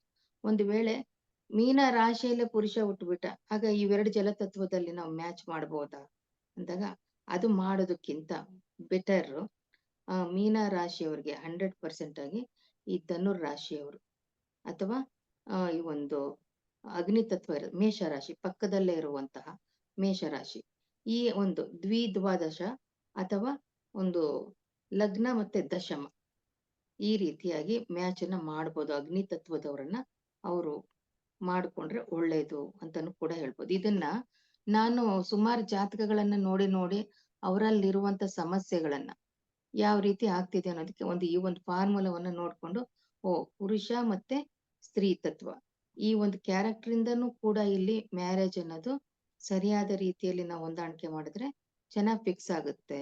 ಟ್ರೆಡಿಷನಲ್ ಮೆಥಡ್ಗಿಂತಲೂ ಕೂಡ ಈಗ ಅವ್ರ ಮೆಂಟಾಲಿಟಿ ಅನ್ನೋದು ಏನಿರುತ್ತೆ ಅದು ಮ್ಯಾಚ್ ಆಗ್ಬೇಕು ಅನ್ನೋ ಉದ್ದೇಶದಲ್ಲಿ ಸುಮಾರು ಜಾತಕಗಳನ್ನ ನಾನು ನೋಡ್ಕೊಂಡು ಬಂದು ಈ ರೀತಿಯಾಗಿ ಮಾಡ್ಕೊಂಡ್ರೆ ಒಳ್ಳೇದು ಅಂತ. ಈಗ ನಾವು ಅದೇ ಚಕ್ರದಲ್ಲೇ ನಾವು ಮಾಡ್ಕೋಬೇಕಂತ ಏನಿಲ್ಲ. ಅಂದ್ರೆ ಆ ತರ ಒಂದು ತ್ರಿಕೋಣಗಳಲ್ಲಿ ಹುಟ್ಟಿರೋರು ಜಲ ತ್ರಿಕೋಣ, ಅಗ್ನಿ ತ್ರಿಕೋಣದಲ್ಲಿ ಮದುವೆ ಮಾಡ್ಕೊಂಡ್ರೆ ಹೇಗೆ, ಅಷ್ಟನ್ನಷ್ಟೇ ನಾನು ನಿಮ್ಗೆ ಹೇಳ್ದೆ. ಅದೇ ರೀತಿ 12 ರಾಶಿ ಲಗ್ನಗಳಾದಾಗ್ಲೂ ಕೂಡ 12 ರಾಶಿ ಸ್ತ್ರೀಯರು ಮತ್ತೆ ಪುರುಷರನ್ನು ಮ್ಯಾಚ್ ಮಾಡ್ಬೋದು. ಅದು ಹೇಗೆ ಅಂತಂದ್ರೆ, ಈಗ ಮೇಷರಾಶಿ ತಗೊಳ್ಳೋಣ. ಮೇಷರಾಶಿಯಲ್ಲಿ ನಾವು ಈಗ ನೆಕ್ಸ್ಟ್ ಯಾವ ರಾಶಿಗೆ ನಾವು ಸಪೋಸ್ ಏನಂದ್ರೆ ಹುಡುಗ ಹುಟ್ಟದ ಅನ್ಕೊಳ್ಳಿ. ಮೇಷರಾಶಿ ಹುಡುಗನಿಗೆ ನಾವು ಯಾವ ರೀತಿಯಾದ ಬೇರೆ ಒಂದು ತತ್ವಗಳ ಒಂದು ಹುಡುಗಿಯನ್ನ ಮ್ಯಾಚ್ ಮಾಡ್ಬೋದು ಅಂದ್ರೆ ವೃಷಭ ರಾಶಿ ಅಲ್ಲಿ ಹುಟ್ಟಂತ ಲಗ್ನದವಳನ್ನ ಮ್ಯಾಚ್ ಮಾಡ್ಬೋದು. ಅದೇ ರೀತಿಯಲ್ಲಿ ಈ ಒಂದು ಇದು ತುಲಾ ರಾಶಿಯಲ್ಲಿ ಹುಟ್ಟದಂತ ಕನ್ಯೆಯನ್ನ ಮ್ಯಾಚ್ ಮಾಡ್ಬೋದು. ಹಾಗೇನೆ ಮಕರ ರಾಶಿಯಲ್ಲಿ ಹುಟ್ಟಿದಂತಹ ಹೆಣ್ಮಗಳನ್ನು ಕೂಡ ಇಲ್ಲಿ ಮ್ಯಾಚ್ ಮಾಡ್ಬೋದು ಅನ್ನೋದನ್ನ ಒಂದು ಅಂಶ ತಗೋಬಹುದು. ಇದು ನಾನು ಹೇಳ್ತಿದ್ದೀನಿ, ನೀವು ನೋಡಿ. ನೀವು ನಾ ಹೇಳಿದ್ದೆ ಈ ಒಂದು ಸೂತ್ರಗಳನ್ನ ಹಲವಾರು ಹಿಂಗ್ ಹೇಳ್ಬಿಟ್ರು ಹಂಗೆ ಹೇಳ್ಬಿಟ್ರು, ಇದ್ ಸರಿ ಇಲ್ಲ ಅದ್ ಸರಿ ಇಲ್ಲ, ಅದ್ ನಿಮ್ಗೆ ಅನ್ಸುತ್ತೆ. ಆದ್ರೆ ಇದು ನನ್ನ ಒಂದು ಆಂಗಲ್ ಅಲ್ಲಿ ನಾನೇನ್ ಮಾಡಿದ್ದೀನಿ, ಗಮನಿಸಿದ್ದೀನಿ, ಅದನ್ನ ನಿಮ್ ಗಮನಕ್ಕೆ ತರ್ತಾ ಇದ್ದೀನಿ. ಇಲ್ಲಿ ಬೇರೆ ಯಾರು ಯಾವುದೇ ರೀತಿಯಲ್ಲಿ ಯೋಚನೆಗಳನ್ನ ಮಾಡಬೇಡಿ. ಇದನ್ನ ನೀವು ಒಂದು ಸಲ ಮ್ಯಾಚ್ ಮಾಡೋದನ್ನ ನೋಡಿ. ಈ ತರದಲ್ಲಿ ಮ್ಯಾಚ್ ಮಾಡಿದ್ರೆ ಹೇಗ್ ರಿಸಲ್ಟ್ ಬರುತ್ತೆ ಅನ್ನೋದು ನೋಡ್ಬಿಟ್ಟು ಆಮೇಲೆ ಡಿಸೈಡ್ ಮಾಡಿ ಅನ್ನೋದಕ್ಕೆ ನಾನು ಈ ದಿನ ಹೇಳ್ತಾ ಇದ್ದೀನಿ. ಅದೇ ರೀತಿಯಲ್ಲಿ ನಮ್ಗೆ ಇವಾಗ ವೃಷಭ ರಾಶಿಯವರನ್ನ ಹುಡುಗ ಆಗಿ ಹುಟ್ಟಿದಾಗ ಬೇರೆ ತತ್ವದವರನ್ನ ಯಾವ ರೀತಿ ನಾವು ನೋಡ್ಕೋಬೇಕಂದಾಗ ನೀವು ನೋಡ್ಕೋಬೇಕು. ಅದರಲ್ಲಿ ನಾವೊಂದು ಋಣಾತ್ಮಕ ಧನಾತ್ಮಕ ಅಂತ ಇರುತ್ತೆ. ವೃಷಭ ಅನ್ನೋದು ಋಣಾತ್ಮಕ ಚಿಹ್ನೆಯ ಒಂದು ತತ್ವ ಆಗಿರೋದ್ರಿಂದ ಅಲ್ಲಿ ನಮಗೆ ಪುರುಷ ಹುಟ್ಟಿದಾಗ ಬೇರೆಯ ಒಂದು ಇದ್ರಲ್ಲೂ ಕೂಡ ಋಣಾತ್ಮಕ ಇರುವಂತ ಹುಡುಗನನ್ನೇ ಹುಡುಕ್ಬೇಕು. ಅಂದ್ರೆ ಈಗ ಎಕ್ಸಾಂಪಲ್ಗೆ ವೃಷಭ ರಾಶಿಯಾಗಿ ಕುಜ ಮೈನಸ್ ಅಂದ್ರೆ ಋಣಾತ್ಮಕ ಒಂದು ಇರುತ್ತೆ. ಅದೇ ರೀತಿಯಲ್ಲಿ ಇನ್ಯಾರನ್ನ ಹುಡುಕ್ಬಹುದು ಅಂತ ತಗೊಂಡಾಗ ಬೇರೆ ಇದರಲ್ಲಿ ಅದೇ ಋಣಾತ್ಮಕವಾದಂತಹ ಮೀನರಾಶಿ ಹುಡುಗನನ್ನು ಹುಡುಕ್ಬೋದು. ಯಾಕಂದ್ರೆ ಅದು ಗುರುವಿನ ಇದರಲ್ಲಿ ಋಣಾತ್ಮಕವಾದನ್ನ ಮ್ಯಾಚ್ ಮಾಡ್ಕೋಬಹುದು. ಆ ತರ ಒಂದು ಇದನ್ನ ನಾನು ನಿಮ್ಗೆ ಟ್ರಿಕ್ ಹೇಳ್ಕೊಡ್ತಾ ಇದ್ದೀನಿ. ಇದನ್ನ ನೀವು ಕಾಂಬಿನೇಷನ್ ಮಾಡಿ ಒಂದಷ್ಟು ಬರೆದ್ರೆ ನೀವು ಬೇಕಾದಷ್ಟು ಒಂದು ಕಾಂಬಿನೇಷನ್ ನಿಮ್ಗೆ ಸಿಗುತ್ತೆ. ಯಾಕೆಂದ್ರೆ ನಮ್ಗೆ ಇವಾಗ ಬರುವಂತ ಚಾರ್ಟ್ಗಳಲ್ಲಿ ಏನಾಗುತ್ತೆ ಅಂತಂದ್ರೆ, ಒಂದು ಹುಡುಗಿಗೆ ಈಗ ಮೇಷ ಲಗ್ನದಲ್ಲಿ ಹುಟ್ಬಿಡ್ತು ಅಂದ್ರೆ ಅವ್ರಿಗೆಲ್ಲ ಬರೋದೆಲ್ಲ ಬರೀ ಕುಂಭ ಮಕರ ಹಿಂಗೆ ಬರ್ತಾ ಇರುತ್ತೆ. ಅಥವಾ ಕನ್ಯಾ ರಾಶಿ ಮಿಥುನ ರಾಶಿ ಇದೇ ತರ ಬರ್ತಾ ಇರುತ್ತೆ. ಆಗ ನಾವು ನೋಡ್ಬೇಕು, ಮೇಷ ರಾಶಿಯ ಅಧಿಪತಿ ಏನಾದ್ರು ಈ ಒಂದು ರಾಶಿಗೆ ಮೇಷ ಲಗ್ನಕ್ಕೆ ಆಪೋಸಿಟ್ ಆಗಿರುವಂತ ತತ್ವಗಳಲ್ಲಿ ಆ ಒಂದು ಮೇಷ ಲಗ್ನದ ಅಧಿಪತಿ ಏನಾದ್ರು ಕುಜ ಕುತ್ಕೊಂಡಿದ್ರೆ ಅವ್ರಿಗೆ ಅದೇ ತರ ಬರಕ್ಕಿರುತ್ತೆ ಅಂತಂದ್ರೆ ಅದು ಋಣಾನುಬಂಧ. ಅದು ಆಗ ಅದರಲ್ಲಿ ನಾವು ಮೇಷ ಪಾಸಿಟಿವ್ ಧನಾತ್ಮಕ, ಅದು ಆ ಮಿಥುನ ಒಂದು ಅಂಶದಲ್ಲಿರೋರ್ನ ನಾವು ನೋಡ್ಬೋದು ಪುರುಷ ಇದಾಗಿದ್ದಾಗ. ಯಾಕೆಂದ್ರೆ ಅದು ಕೂಡ ಮಿಥುನ ಧನಾಂಶದಲ್ಲೇ ಬರುತ್ತೆ. ಬೇರೆಯ ಒಂದು ತತ್ವಗಳನ್ನ ನಾವು ಮ್ಯಾಚ್ ಮಾಡುವಾಗ ಈ ರೀತಿ ಕಂಬೈನ್ ಅನ್ನ ಮಾಡ್ಬೋದು. ಈ ರೀತಿಯಾದ ಪ್ರಯೋಗಗಳನ್ನ ಸ್ವಲ್ಪ ನಿಮ್ಗೆ ನಾನು ಹೇಳುವಾಗ ಕನ್ಫ್ಯೂಸ್ ಆಗ್ತಿರ್ಬೋದು ಅಥವಾ ಕೆಲವರಿಗೆ ಅರ್ಥ ಆಗ್ತಿರ್ಬೋದು. ಇದು ಹೆಂಗೆ ನೀವು ಕನ್ಫರ್ಮ್ ಮಾಡ್ಕೊಳ್ತೀರ ಅಂತಂದ್ರೆ ಇದನ್ನ ನೀವು ಪ್ರಾಕ್ಟೀಸ್ ಮಾಡಿ. ನಮ್ಮಲ್ಲಿ ಮ್ಯಾಚಿಂಗ್ ಬಂದಾಗ ನಾವು ಮ್ಯಾಚ್ ನೋಡುವಾಗ ಹಾಗಾಗುತ್ತೆ. ಒಂದೊಂದ್ಸಲಿ ನೋಡಿ, ಪರಸ್ಪರ ಮಿಥುನ ಮತ್ತೆ ಮೇಷ ಈ ಎರಡು ಲಗ್ನಾಧಿಪತಿಗಳು ಪರಿವರ್ತನೆಯಲ್ಲಿದ್ದಾಗ ಮಿಥುನ ಲಗ್ನದವ್ರನ್ನ ಮೇಷ ಲಗ್ನದವರು ಮದುವೆ ಆಗ್ಬೋದು. ಯಾಕೆಂದ್ರೆ ಅದನ್ನ ಋಣಾನುಬಂಧದಲ್ಲಿ ಪರಿವರ್ತನೆ ಯೋಗ ಅಂತ ಹೇಳ್ತೀವಿ. ಹಾಗೂ ಮಾಡ್ಕೋಬಹುದು. ಈ ರೀತಿಯಲ್ಲಿ ನಾವು ಈ ದಿನದಲ್ಲಿ ನಾನು ಈ ತರ ಒಂದು ಮೆಥಡ್ ಇದೆ, ಇದನ್ನ ನೀವು ರೂಢಿ ಮಾಡ್ಕೊಳ್ಳಿ. ಇದರಲ್ಲೂ ಕೂಡ ನಾವು ಈಸಿಯಾಗಿ ಯಾವುದೇ ರೀತಿಯಾದಂತಹ ತೊಂದರೆ ಇಲ್ದಂಗೆ ಮ್ಯಾರೇಜ್ ಮ್ಯಾಚ್ ಮಾಡ್ಬೋದು ಅನ್ನೋದು ನನ್ನ ಉದ್ದೇಶ. ಇನ್ನೂ ಒಂದಷ್ಟು ವಿಷಯಗಳನ್ನ ನಾನು ನಾಳೆನೂ ಹೇಳ್ತೀನಿ, ನಾಳಿದ್ದು ಹೇಳ್ತೀನಿ. ಈ ಮೆಥಡ್ ನಿಮ್ಗೆ ಯಾವ ರೀತಿ ಕನ್ಫ್ಯೂಸ್ ಆಯ್ತು ಅಥವಾ ಅರ್ಥ ಆಯ್ತಾ, ಏನಾದ್ರೂ ನಿಮ್ಗೆ ಡೌಟ್ ಇದೆಯಾ, ಅದನ್ನ ಬೇಕಾದ್ರೆ ನೀವೀಗ ಕೇಳ್ಬೋದು. ಮೇಡಮ್ ಇಲ್ಲಿ ನೀವು ಲಗ್ನ ಅಂತಂದ್ರೆ ತಗೋಬೇಕಾ ಅಥವಾ ರಾಶಿಯಿಂದ? ಈಗ ನಾವು ಲಗ್ನ ಅಂತ ಒಂದು ತಗೊಳ್ತೀವಿ, ಈ ಚಂದ್ರನ ರಾಶಿಯಿಂದ ಈಗ ಏನಾಗುತ್ತೆ ಕೆಲವರಿಗೆ, ಈಗ ಧನುರ್ ರಾಶಿ ಇದ್ಬಿಟ್ಟು ಅಥವಾ ಮಕರ ಲಗ್ನ ಇದ್ಬಿಟ್ಟು ಸಿಂಹ ರಾಶಿ ಇರುತ್ತೆ ಅಂದ್ಕೊಳ್ಳಿ. ಆವಾಗ ಆ ಹುಡುಗಿಗೆ ಏನಾಗುತ್ತೆ, ಸ್ತ್ರೀ ಇದ್ರಲ್ಲಿ ಹುಟ್ಟಿದ್ರು ಕೂಡ ಸಿಂಹ ಬಂದ್ಬಿಟ್ಟು ಪುರುಷ ರಾಶಿ ಆಗೋಯ್ತು. ಅಂತ ಹೌದು. ಹೊತ್ತಿನಲ್ಲಿ ಹೇಗೆ ನಾವು ಟ್ರೀಟ್ ಮಾಡ್ಬೇಕು ಮೇಡಮ್? ನೋಡಿ, ಇದು ಮ್ಯಾರೇಜ್ ಮ್ಯಾಚ್ಗೆ ಅಂತ ನಾ ಹೇಳಲ್ಲ. ಪ್ರತಿ ಒಂದು ವಿಷಯಕ್ಕೂ ಎಲ್ರಿಗೂನು ಜ್ಯೋತಿಷ ಕಲ್ತಿರೋರ್ಗೆ ಕಾಡ್ತಿರೋದ್ ಏನಂದ್ರೆ, ಲಗ್ನ ರಾಶಿ ಯಾವ್ದ್ ತಗೋಬೇಕು, ಯಾವ್ದ್ ಬಿಡ್ಬೇಕು, ಹೌದು ಉದ್ಯೋಗಕ್ಕಾಗ್ಲಿ ಹೌದು ಕರೆಕ್ಟ್. ಅಥವಾ ಸಂತಾನಕ್ಕಾಗ್ಲಿ ಅಥವಾ ನಮ್ ಡಿಸೈರ್ ಫುಲ್ಫಿಲ್ಮೆಂಟ್ಗಾಗ್ಲಿ ಅಥವಾ ಒಂದು ಇಷ್ಟ ದೇವತೆ ಆಗ್ಲಿ, ಎಲ್ಲದಕ್ಕೂ ನಮ್ಗೆ ಏನ್ ಬಿಡುತ್ತೆ, ಲಗ್ನದಿಂದ ಸೆಲೆಕ್ಟ್ ಮಾಡ್ಕೋಬೇಕಾ ಅಥವಾ ರಾಶಿಯಿಂದ ಮಾಡ್ಕೋಬೇಕಂತ. ಮ್ಯಾರೇಜ್ ಮ್ಯಾಚಿಂಗ್ ಅಲ್ಲಿ ನಾವು ನೋಡೋಣ ಫಸ್ಟ್, ಇನ್ ಬೇರೆ ವಿಚಾರ ಆವಾಗ ಚರ್ಚೆ ಮಾಡೋಣ. ಈಗ ಮ್ಯಾರೇಜ್ ಮ್ಯಾಚ್ ಮಾಡುವಾಗ ನಾವು ನಾವ್ ಏನೇ ಇದ್ರು ಕೂಡ ಮ್ಯಾರೇಜ್ ಶಾರೀರಿಕ ಆಗುವಂತದ್ದು. ಅದಕ್ಕೆ ಒಂದು ಫಿಸಿಕಲ್ ಫಿಟ್ನೆಸ್ ಬೇಕು. ನಾವು ಲಗ್ನದಿಂದನೇ ಎಲ್ಲವನ್ನು ನೋಡ್ತೀವಿ. ಆದ್ರೆ ಚಂದ್ರನ್ನ ಯಾಕೆ ಯಾವ ರೀತಿಯಲ್ಲಿ ಮ್ಯಾರೇಜ್ ಮ್ಯಾಚ್ಗೆ ನಾವು ಯುಟಿಲೈಸ್ ಮಾಡ್ಕೊಳ್ತೀವಿ ಅಂದಾಗ, ಒಂದು ವೇಳೆ ನೋಡಿ, ಆ ಚಂದ್ರ ಈಗ ಮಾನಸಿಕ ಸ್ಥಿತಿಯನ್ನ ನೋಡೋದು ಅಂತ ಹೇಳ್ತೀವಿ.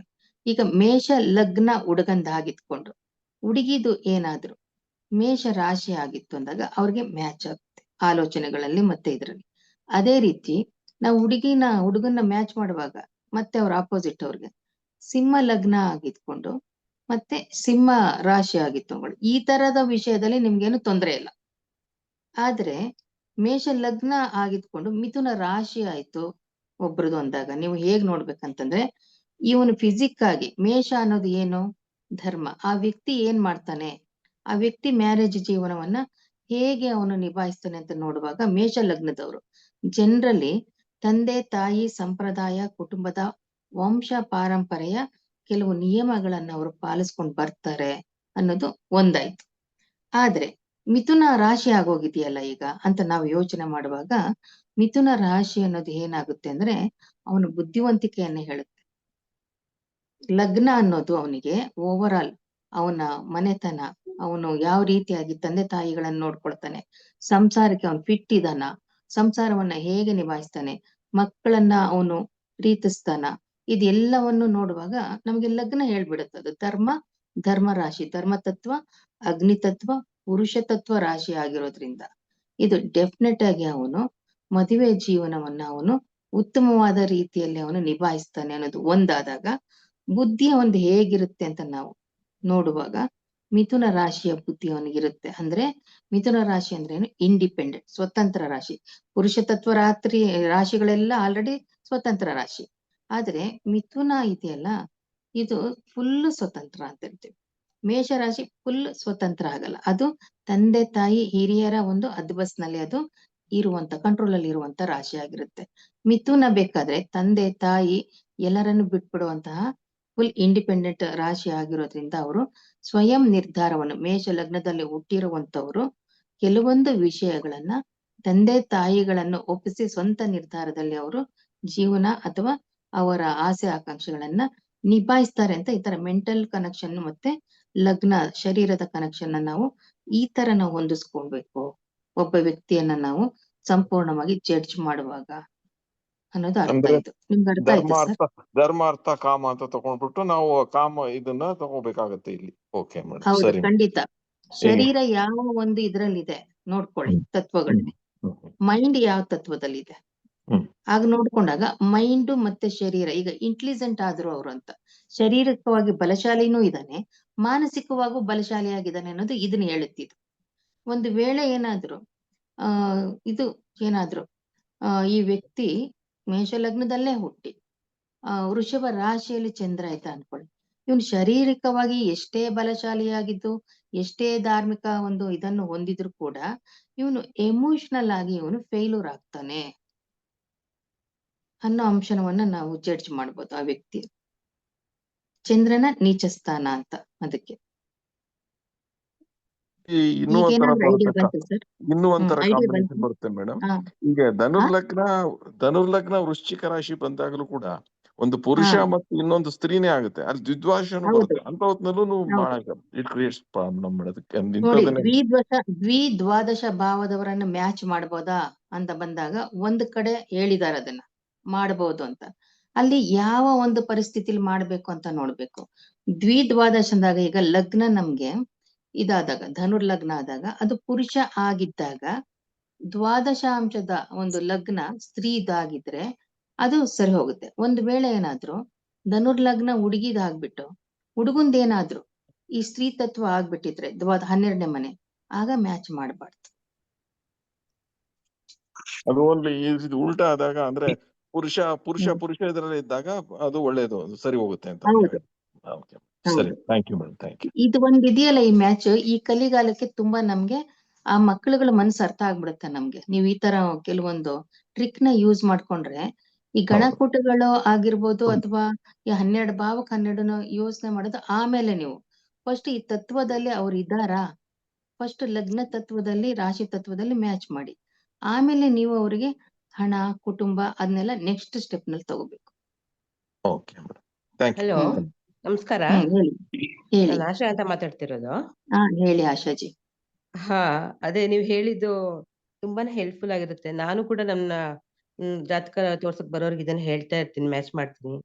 ಏನಂದ್ರೆ ಈಗ ಪುರುಷರು ಸ್ತ್ರೀ ರಾಶಿಯಲ್ಲಿದ್ರೆ ತುಂಬಾನೇ ಕಷ್ಟ ಆಗತ್ತೆ. ಅವರು ತುಂಬಾ ಬೇಜವಾಬ್ದಾರಿಯಿಂದ ನಡ್ಕೊಳ್ತಾರೆ, ಸಂಸಾರದ ಜವಾಬ್ದಾರಿನ ತಗೊಳಲ್ಲ ಅವರು, ಆ ತರದ್ದೆಲ್ಲ ಬರುತ್ತೆ. ಇನ್ನು ಸ್ತ್ರೀಯರು ಪುರುಷ ಜಾತಿಯಲ್ಲಿ ಇದ್ರೆ ರಾಶಿಯಲ್ಲಿದ್ರೆ ಏನಂದ್ರೆ ಅವರು ಹೊರಗಡೆ ದುಡಿಯೋದಕ್ಕೆ ತುಂಬಾ ಮನ್ಸು ಮಾಡ್ತಾರೆ, ಅಥವಾ ಗಂಡಸ್ತರನೇ ಎಲ್ಲವನ್ನೂ ಮಾಡ್ಲಿಕ್ಕೆ ಅವ್ರು ಶುರು ಮಾಡ್ತಾರೆ. ಮತ್ತೆ ಆ ಗಂಡಿಗಿಂತ ಇವಳು ಸಮರ್ಥಳಾಗಿರ್ತಾಳೆ ಎಲ್ಲ ವಿಚಾರದಲ್ಲಿ. ಇನ್ನೊಂದೇನಂದ್ರೆ ಆಕೆಗೆ ಏನ್ ಹೇಳ್ಬೋದು ಅಂದ್ರೆ ಪುರುಷ ಏನಾದ್ರು ಪುರುಷನೇ ಆಗಿ ಇವಳು ಪುರುಷನೇ ಆದಾಗ ಇಬ್ಬರ ನಡುವೆ ಕಾದಾಟ ಶುರುವಾಗತ್ತೆ ಮನೆಯಲ್ಲಿ, ಅಲ್ವಾ? ಅದೊಂದು ಪುರುಷನಾಗಿರೋದ್ರಿಂದ ಅಲ್ಲ, ಅದು ಅದ್ರಲ್ಲಿ ನೋಡಿ ಹ, ನೀವ್ ಹ, ಹೇಳ್ತಿರೋದ್ ಕರೆಕ್ಟ್ ಆಗಿ ಅಬ್ಸರ್ವೇಶನ್ ಮಾಡಿದೀರ ನೀವು. ಇದ್ರಲ್ಲೂ ಕೂಡ ನಾವು ಏನ್ ಮಾಡ್ಬೇಕಂದ್ರೆ ನೀವು ಕಾಲಪುರುಷ ಚಕ್ರ ನೋಡಿದಾಗ ಪುರುಷ ರಾಶಿಗಳ 6 ಸ್ತ್ರೀ ರಾಶಿಗಳ 6 ಆದಾಗ ಮೂರು ಬೇರೆ ಬೇರೆ ತತ್ವದಲ್ಲಿದೆ ನೋಡಿ. 3 ಪುರುಷ ರಾಶಿ ಬೇರೆ ತತ್ವ, ಇನ್ನೊಂದ್ 3 ಪುರುಷ ರಾಶಿ ಬೇರೆ ತತ್ವ ಇದೆ. ಹೌದು ವಾಯು ಹೌದು. ತತ್ವ ಅಗ್ನಿ ತತ್ವ ಅಂತ ಮತ್ತೆ ಫರ್ದರ್ ಏನಾಗುತ್ತೆ, ಅದು ಡಿವೈಡ್ ಆಗುತ್ತೆ. ಆಗ ಪುರುಷ ಯಾರಾದಾಗ ನೋಡಿ, ಅಗ್ನಿ ತತ್ವದವರೇ ಹುಡುಗಿಯಾಗಿ ಹುಡುಗ ಆಗಿದ್ರೆ ಅವರು ಬೋಲ್ಡ್ ಆಗಿ ತುಂಬಾ ಚೆನ್ನಾಗಿ ಹೊಂದ್ಕೊಳ್ತಾರೆ. ಈಗ ಹೌದು ಒಬ್ಬ ಅಗ್ನಿ ತತ್ವದವನು ಈಗ ಪುರುಷ ಆಗಿದ್ಕೊಂಡು ಈ ವಾಯು ತತ್ವದವಳು ಪುರುಷ ತತ್ವವೇ ಆಗಿದ್ರು ಕೂಡ ಅವಳು ಸ್ತ್ರೀ ಆಗಿದ್ರೆ ಹೊಂದ್ಕೊಳ್ಳಲ್ಲ ಇವ್ರು. ಇಲ್ಲಿ ನಮ್ಗೆ ಹೌದು ಡಿಫ್ರೆನ್ಸ್ ಕಾಣುತ್ತೆ. ಹೌದು. ಆಮೇಲೆ ಇನ್ನೊಂದೇನ್ ಗೊತ್ತಾ, ಅವಾಗ ಆ ಸ್ತ್ರೀ ಹ್ಮ್ ಆ ಸ್ತ್ರೀ ಜೊತೆ ಯಾಕೆ ಲೈಂಗಿಕವಾಗಿ ಅತೃಪ್ತಿ ಅಂತಂದ್ರೆ, ಅವಳು ಹ್ಮ್ ನೋಡೋದಕ್ಕೆ ಹೆಣ್ಣೆ ಆಗಿದ್ರು ಸಹ ಈ ಹ್ಮ್ ಪುರುಷನಿಗೆ ಅವಳನ್ನ ಮುಟ್ಟುವಾಗ ಅದು ಪುರುಷ ಅಂತ ಆಗತ್ತೆ. ಅಂದ್ರೆ ಅವಳ ದೇಹ ಅವನಿಗೆ ಸ್ತ್ರೀ ಸುಖ ಕೊಡೋದಿಲ್ಲ. ಹೀಗಾಗಿನೇ ಲೈಂಗಿಕ ಅತೃಪ್ತಿ ಕಂಡು ಹ್ಮ್ ಅವರಿಬ್ರು ಡಿವೋರ್ಸ್ ಆಗೋದಿಕ್ಕೆ ಅಥವಾ ಬೇರೆ ಬೇರೆ ಆಗೋದಿಕ್ಕೆ ಕಾರಣ ಆಗತ್ತೆ. ಇದು ಒಂದು ನಾನು ಅಬ್ಸರ್ವ್ ಮಾಡಿರೋದು. ಆ ಅಬ್ಸರ್ವೇಶನ್ ಅಲ್ಲಿ ಈ ಹಾ ಒಂದು ಅಂಶ ಗಮನಿಸ್ಬೇಕು. ವಾಯು ತತ್ವನ ಪುರುಷ ತತ್ವದವರ ಹಾ ಅಗ್ನಿ ಹಾ ವಾಯು ತತ್ವದವ್ರು ಇದ್ದಾಗ ಈ ಸಮಸ್ಯೆ ಬರುತ್ತೆ. ಹೌದು ಹೌದು, ಅದು ಬರುತ್ತೆ. ಯಾಕೆಂತಂದ್ರೆ ವಾಯು ತತ್ವದ ರಾಶಿಗಳಿದೆಯಲ್ಲ ಅವು ತುಂಬಾ ಇಂಟೆಲಿಜೆಂಟ್ ರಾಶಿ ಅಂದಾಗ ಈ ಇಂಟೆಲಿಜೆಂಟ್ ಗೆ ಕಾರಣ ಏನು ಅಂತ ನಾವು ನೋಡುವಾಗ ಇಲ್ಲಿ ತುಂಬಾ ನಮ್ಗೆ 2 ರಾಶಿಗಳು ನಪುಂಸಕ ಒಂದು ಗ್ರಹಗಳ ಒಂದು ಅಧಿಪತ್ಯದಲ್ಲಿ ಬರುತ್ತೆ. ಆಯ್ತು. ಶುಕ್ರ ಮಾತ್ರ ಅವನು ಒಂಥರ ಆರ್ಟಿಸ್ಟ್ ಆಗಿದ್ರು ಕೂಡ ಶುಕ್ರ ಒಂಥರ ಏನ್ ಮಾಡ್ತಾನೆ, ಸೆಲೆಕ್ಟೆಡ್ ಅವನು. ಹೌದು ಆತರ ಹಾಗೆ ನೀವು ಇದನ್ನ ಗಮನಿಸ್ಕೋಬೇಕು ನೀವು. ಈ ಪುರುಷ ತತ್ವ 6 ರಾಶಿ ಇದ್ರೂ ಕೂಡ 2 ರೀತಿಯಾದಂತಹ ಪುರುಷ ತತ್ವಗಳನ್ನ ನಾವಲ್ಲಿ ಕಾಣ್ತೀವಿ. ಹಾಗೆ ಹೌದು ನೋಡಿ, ಸ್ತ್ರೀ ಒಂದು ರಾಶಿಯಲ್ಲಿ ಪುರುಷ ಹುಟ್ಬಿಟ್ರೆ ಎಲ್ಲಾ ಸ್ತ್ರೀ ರಾಶಿಯಲ್ಲಿ ಹುಟ್ಟಿದ್ರು ಕೂಡ ಪುರುಷ ಒಂಥರ ಅನ್ಕಂಫರ್ಟ್ ಆಗಿರ್ತಾನೆ ಅಂತ ಹೇಳಕ್ ಆಗಲ್ಲ. ಹೌದು ಎಲ್ಲದಕ್ಕೂ ಹೌದು. ಹಿಂಜರಿತಾನೆ, ಸೋಮಾರಿ ಆಗ್ತಾನೆ ಅಂತ ಹೇಳಕ್ ಆಗಲ್ಲ ನೀವು. ಪುರುಷ ತತ್ವದಲ್ಲಿ ಎಕ್ಸ್ಪೆಷಲಿ ಈ ಒಂದು ಕನ್ಯಾ ರಾಶಿಯ ಪುರುಷರಿದಾರಲ್ಲ ಅವರು ಬ್ರಾಡ್ ಮೈಂಡೆಡ್, ತುಂಬಾ ಆರ್ಟಿಸ್ಟಿಕ್ ಮತ್ತೆ ಇಂಟೆಲಿಜೆಂಟ್. ಅವ್ರ ಕುಟುಂಬನ ಅವರು ತುಂಬಾ ಬ್ರಾಡ್ ಆಗಿ ಟೆಕ್ನಿಕ್ ಆಗಿ ತಗೊಂಡ್ ಹೋಗ್ತಾರೆ. ಅದೇ ಹೌದು ನಮ್ಗೆ ಪುರುಷರೇನಾದ್ರು ಈ ಒಂದು ಹಾ ಕಟಕದಲ್ಲಿ ಹುಟ್ಟಿದಾಗ ಅವರನ್ನ ನಾವು ಬಹಳ ಡಿಸ್ಟರ್ಬೆನ್ಸ್ ಇರ್ತಾರೆ ಅಂತ ಹೇಳ್ಬೋದು. ಹಾ ಮೀನದಲ್ಲಿ ಇರುವಂತ ಪುರುಷರು ಡಿಸ್ಟರ್ಬೆನ್ಸ್ ಇರ್ತಾರೆ. ವೃಶ್ಚಿಕದಲ್ಲಿ ಇರುವಂತವ್ರು ಸ್ವಲ್ಪ ಮೀನ ಬೆಟರ್ ಅನ್ಕೊಳ್ಳಿ. ವೃಶ್ಚಿಕ ಹೌದು ಅಂತ ತುಂಬಾ ಡಿಸ್ಟರ್ಬೆನ್ಸ್ ಮತ್ತೆ ಅವ್ರದೇ ಒಂದು ಕಟ್ಟುಪಾಡುಗಳನ್ನ ಅವ್ರು ಇಟ್ಕೊಂಡ್ಬಿಡ್ತಾರೆ. ಆದ್ರೆ ಹೌದು ಮಕರ ರಾಶಿಯ ಪುರುಷರಿದಾರಲ್ಲ ಇವ್ರು ಹಾ ಸ್ವಲ್ಪ ಮಕರ ರಾಶಿಯ ಪುರುಷರು ಡೇಂಜರ್. ಪುರುಷ ತತ್ವದಲ್ಲಿ ನಾವು ಏನು ಪೃಥ್ವಿ ತತ್ವ ತಗೊಂಡಾಗ ಹೌದು ಋಷಭ ಮತ್ತೆ ಕನ್ಯಾದವರು ಸರಿ ಇರ್ತಾರೆ. ಹಾ ಮಕರದವ್ರನ್ನ ನಾವು ಪುರುಷರು ಹುಟ್ಟಿದಾಗ ಅವ್ರು ಅನ್ಕಂಫರ್ಟ್ ಆಗಿರ್ತಾರೆ ಕೆಲವೊಂದು ವಿಷಯಗಳಲ್ಲಿ ಅಂತ ನಾವು ಅದೇ ಹೇಳ್ಬೋದು. ಕರೆಕ್ಟ್. ಇದನ್ನ ಹ್ಮ್ ಪ್ರತಿಯೊಬ್ರು ಇದನ್ನ ತತ್ವ ಮತ್ತೆ ಈ ಪುರುಷ ಸ್ತ್ರೀ ಇದನ್ನ ಗಮನಿಸ್ಕೊಂಡ್ರೇನೆ ಈ ಜಾತಕದೊಳಗ್ ಬಂದಾಗ ನಾವು ಕೂಟಗಳು ಎಷ್ಟೇ ಅಂಶಗಳಿರ್ಲಿ ಇದೆಲ್ಲ ಹ್ಮ್ ಸಾಲಾವಳಿ ಅದೇ ಹೇಗೆ ಇದ್ರು ಇದನ್ನ ಅದ್ರಲ್ಲಿ ಒಳಗಡೆ ನೋಡಿ ನೋಡ್ಬೇಕು. ಬೇಸಿಕ್ ಯಾಕೆ ಹೇಳ್ತೀವಿ ಅಂದ್ರೆ ಇದ್ರ ಜೊತೆಗೆ ಇನ್ನೂ ಒಂದ್ ಅಂಶನೂ ನಿಮಗ್ ಮುಖ್ಯವಾಗಿ ಗಮನಿಸ್ಬೇಕು. ಚರ ಸ್ಥಿರ ದ್ವಿಸ್ವಭಾವ. ಹೌದು ಹೌದು ಪುರುಷ ರಾಶಿ ಚರ ಆದಾಗ ಬಿಹೇವ್ ಮಾಡೋ ರೀತಿ ಬೇರೆ, ಸ್ಥಿರ ಹೌದು ಆದಾಗ ಒಂಥರ, ಕರೆಕ್ಟ್. ದ್ವಿಸ್ವಭಾವ ಆದಾಗ ಒಂಥರ ಹೌದು ಇರುತ್ತೆ. ಹೌದು ನೋಡಿ ಹೌದು ಈ ಹೌದು ಹೌದು ತತ್ವಗಳನ್ನ ಮಿಕ್ಸ್ ಮಾಡದೆ ನಾವು ಒಂದನೇ ಮನೆ ಹ್ಮ್ ಎರಡನೇ ಮನೆ ಆತರ ನಾವು ಮಾಡಿದಾಗ ಅದೇ ಈ ಗ್ರಹ ಹೌದು ಅಲ್ಲಿ ಕುಂತಿದಾಗ ಅದು ಫುಲ್ ಫೇಲ್ಯೂರ್ ಆಗುತ್ತೆ. Correct correct. ಮತ್ತೆ ಅವ್ರ ಅದಕ್ಕೆ ಈ ತರ ಮನಸ್ಥಿತಿ ಹೇಗಿರುತ್ತೆ ಮಾಡಿದ್ರೆ ಅನ್ನೋದನ್ನ ಅಧ್ಯಯನ ಮಾಡ್ಲೇಬೇಕಾಗತ್ತೆ. ಹಾ ಮನಸ್ಥಿತಿ ಹೇಗಿರುತ್ತೆ ಹೌದು ಮತ್ತೆ ಇಂಪಾರ್ಟೆಂಟ್. ಅವ್ರಿಗೆ ಅವ್ರ ಡಿಸೈರ್ಸ್ ಏನಿದೆ ಇವ್ರ ಡಿಸೈರ್ಸ್ ಏನಿದೆ ನೋಡಿದ ತಕ್ಷಣ ಗೊತ್ತಾಗತ್ತೆ ಆ ಜಾತಕದಲ್ಲಿ. ಡಿಸೈರ್ಸ್, ಹಾ ಮಾನಸಿಕ ಸ್ಥಿತಿ, ಅವರ ಹೌದು ವಿಲ್ ಪವರ್, ಅವ್ರು ಕರೆಕ್ಟ್. ಯಾವ ರೀತಿ ಗುರಿನ ಇಟ್ಕೊಂಡಿದ್ದಾರೆ ಅನ್ನೋದಕ್ಕೆ ನಾನು ಈ ರೀತಿಯಾದಂತಹ ಒಂದು ಮ್ಯಾಚಿಂಗ್ ಅನ್ನ ಮಾಡ್ಕೊಂಡ್ರೆ ಯಾರಿಗೂ ಕೂಡ ಅಷ್ಟೊಂದು ತುಂಬಾ ವಿಚ್ಛೇದನ ಮಾಡ್ಕೊಳ್ಳುವಂತ ಪರಿಸ್ಥಿತಿ ಎದುರಾಗಲ್ಲ. ಕರೆಕ್ಟ್. ಮತ್ತೆ ನೋಡಿ ಹ್ಮ್ ನೀನ್ ಮದ್ವೆ ಮಾಡ್ಕೊಳ್ಳೋ ಹುಡುಗಿ ಹೀಗಿರ್ತಾಳೆ ಅಂದಾಗ ಅವನು ಹ್ಮ್ ಮೆಂಟಲಿ ಪ್ರಿಪೇರ್ ಆಗ್ಬಿಡ್ತಾನೆ ಅಥವಾ ಆಕೆ ಪ್ರಿಪೇರ್ ಹೌದು ಆಗ್ಬಿಡ್ತಾಳೆ. ನೀವಿಬ್ರು ಹ್ಮ್ ಮನೆಯಲ್ಲಿ ನೋಡ್ಬಿಟ್ಟಿದ್ದಾರೆ ಮೇಡಮ್, ಇವಾಗ ಏನ್ ಮಾಡೋದು ನಾವ್ ಹೌದು ಮಾಡ್ಕೊಳ್ಳೇಬೇಕು ಅಂದಾಗ ನೋಡಮ್ಮ ಇವನ್ ಸ್ವಭಾವ ಹೀಗಿರುತ್ತೆ, ನೋಡಪ್ಪ ಇವಳ ಸ್ವಭಾವ ಹ್ಮ್ ಹೀಗಿರುತ್ತೆ ಅಂದವಾಗ ಹ್ಮ್ ಏನಾಗೋಗುತ್ತೆ ಅವ್ರು ಅದಕ್ ಹೊಂದ್ಕೊಂಡ್ಬಿಟ್ಟು ಹ್ಮ್ ಓಕೆ ಅದು ಹೇಗೆ ನಾವು ತಯಾರಾಗ್ಬೇಕು ಅನ್ನೋದನ್ನ ಮಾಡ್ಕೊಂಡ್ಬಿಡ್ತಾರೆ. ತುಂಬಾನೇ ಕರೆಕ್ಟ್ ಚೆನ್ನಾಗಿದೆ ಇದು ಸರಿ. ಮಾತ್ರ. ಹ್ಮ್ ನಾನ್ ಇದನ್ನೇ ಹೌದು ಅನುಸರಿಸ್ತಾ ಇರೋದು.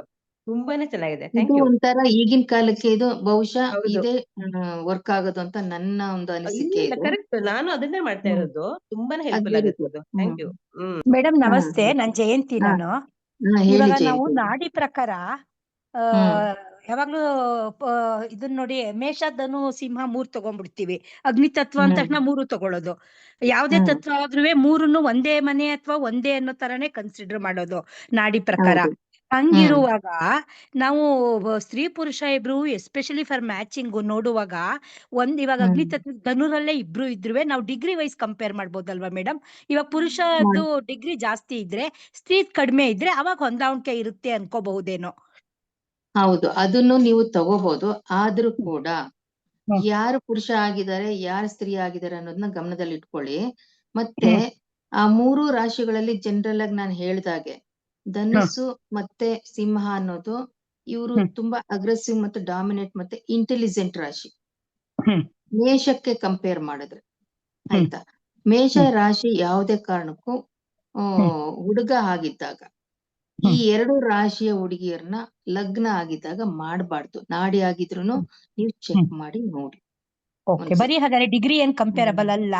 ಅವರು ಸ್ತ್ರೀ ರಾಶಿ ಹ್ಮ್ ಆಗಿದ್ರೆ ಒಳ್ಳೇದು, ಸ್ತ್ರೀ ಆಗಿದ್ರೆ ಅಲ್ಲಿ ಇವೆರಡರಲ್ಲಿ ಹೌದು ಪುರುಷ ಇದ್ರೆ ಒಳ್ಳೇದು, ಧನು ಮತ್ತೆ ಹೌದು ಸಿಂಹದಲ್ಲಿ. Okay madam, thank you. ಅದು ನಿಮ್ಗೆ ಈಸಿ ಆಗ್ಲಿ ಅನ್ಬಿಟ್ಟು ನಾನು ತ್ರಿಕೋಣದಲ್ಲಿ ಹೇಳ್ಕೊಟ್ಟೆ.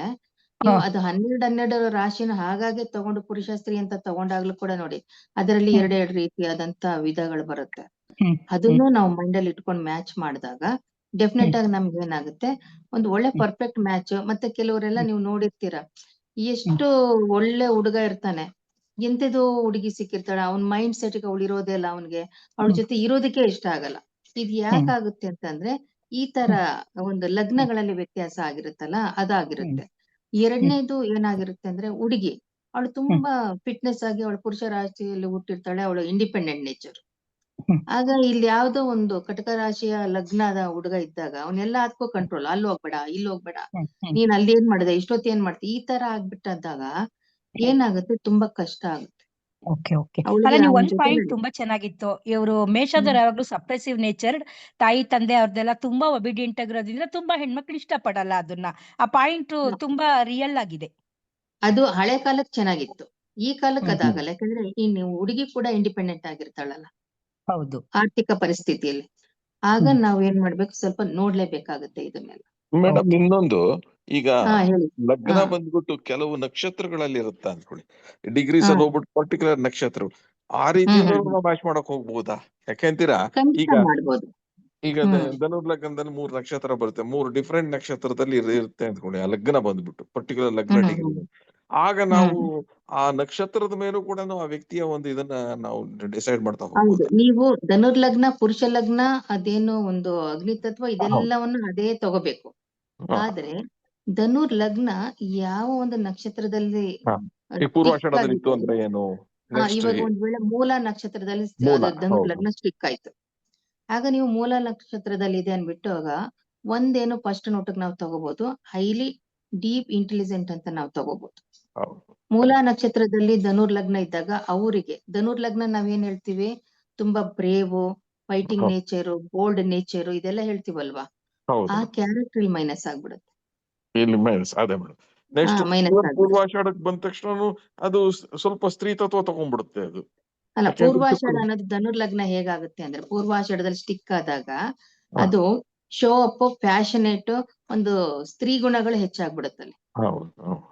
ಆ ತರ ಬಂದು ಶೋ ಅಪ್ ಆಗೋದು ಬಂದ್ಬಿಡುತ್ತೆ. ಅಲ್ಲಿ ಸೂರ್ಯನ ನಕ್ಷತ್ರದಲ್ಲಿ ಬಂದಾಗ್ಲೇ ಧನುರ್ ಲಗ್ನ ತನ್ನ ಪುರುಷ ತತ್ವವನ್ನ ತೋರ್ಸುತ್ತೆ. ಇದು ಒಂದು ವಿಧ. ಇನ್ನೊಂದು ವಿಧ ಏನಂತಂದ್ರೆ, ಆ ನಕ್ಷತ್ರ ಅಧಿಪತಿಗಳು ಏನಾದ್ರು ಪರ್ಫೆಕ್ಟ್ ಆಗಿ ತಮ್ಮ ಭಾವದ ಬಲವನ್ನ ತೋರ್ಸ್ಕೊಂಡ್ರೆ, ಅಂದ್ರೆ ತಮಗೆ ಸೂಟಬಲ್ ಆಗುವಂತಹ, ಈಗ 153 ಕೇಂದ್ರ ತ್ರಿಕೋಣಗಳಲ್ಲಿ ಉಪಚಯಗಳಲ್ಲಿ ಕೂತ್ಬಿಟ್ಟಿತ್ತು ಅಂದಾಗ ಡೆಫಿನೆಟ್ ಆಗಿ ಧನುರ್ ಲಗ್ನದ ಕ್ಯಾರೆಕ್ಟರ್ ಹಾಗೆ ಇರುತ್ತೆ. ಮೇಡಮ್ ನಮಸ್ಕಾರ. ಹೇಳಿ. ನಕ್ಷತ್ರಾಧಿಪತಿಗಳು ಅಥವಾ ಈ ರಾಶಿಯಾಧಿಪತಿ ಮೇಡಮ್ ನೀವು ಹೇಳಿದ್ದು? ಯಾಕೆಂದ್ರೆ ಅಧಿಪತಿಗಳು ಅಂದ ತಕ್ಷಣ ನಾವು ಲಗ್ನನಷ್ಟೇ ನೋಡಿದ್ವಿ. ಇವಾಗ ಹೌದು ಮೇಡಮ್. ಲಗ್ನದ ಗುಣನ ನಾವ್ ಹೇಗ್ ತಿಳ್ಕೊಳ್ಳೋದು, ಲಗ್ನ ಸ್ಟಿಕ್ ಯಾವ ನಕ್ಷತ್ರದಲ್ಲಿ ಆಗಿರುತ್ತೆ ಅದ್ರ ತರ ಲಗ್ನದ ಕ್ಯಾರೆಕ್ಟರ್ನ ನಾವು ಅನಲೈಸ್ ಮಾಡ್ಬೋದು ಅನ್ನೋದು ಒಂದು. ಎರಡನೇದು, ಅದ್ರಲ್ಲೂ ನಮ್ಗೆ ಕನ್ಫ್ಯೂಸ್ ಆಯ್ತು ಅಂದಾಗ, ಲಗ್ನ ಯಾವ ಒಂದು ನಕ್ಷತ್ರದಲ್ಲಿ ಸ್ಥಿತವಾಗಿದೆಯೋ ಆ ನಕ್ಷತ್ರದ ಅಧಿಪತಿ ಕೇಂದ್ರ ತ್ರಿಕೋಣದಲ್ಲಿ ಇತ್ತು ಅಂದ್ರೆ ಲಗ್ನ ಬಲವಾಗಿರುತ್ತೆ. ಧನುರ್ ಲಗ್ನದ ಕ್ಯಾರೆಕ್ಟರ್ ಅನ್ನೋದು ಪರ್ಫೆಕ್ಟ್ ಆಗಿ ನೀಟಾಗಿ ಆ ಕಾರಕತ್ವಗಳನ್ನ ಹೊಂದ್ಕೊಳ್ಳುತ್ತೆ, ತೋರಿಸುತ್ತೆ ಅಂತ ಹೇಳ್ಬೋದು. ಅದನ್ನ ಹೇಳಿದ್ವಿ. ಅದೇ ತರದಲ್ಲಿ ನಾವು ಈ ಗ್ರಹಗಳನ್ನು ಇದೇ ಮೆಥಡ್ ಅಲ್ಲಿ ನಾವು ಖಂಡಿತವಾಗ್ಲೂ ಜಡ್ಜ್ ಮಾಡ್ಬೋದು. ಅದೇ ಮೇಡಮ್ ಈಗ ಮೇಡಮ್ ಈಗ ಸ್ತ್ರೀ ರಾಶಿಯಾಗಿ ಸ್ತ್ರೀ ರಾಶಿ ಆಗಿದ್ರು ಅಲ್ಲಿ ಪುರುಷ ಗ್ರಹ ಇದ್ರೆ ಅಥವಾ ಪಾಪ ಗ್ರಹ ಇದ್ರೆ ಅದನ್ನ ಪ್ರಿಡಿಕ್ಟ್ ಮಾಡೋದಕ್ಕೆ ಮೇಡಮ್? ಇನ್ನೊಂದ್ಸಲ ರಿಪೀಟ್ ಮಾಡಿ.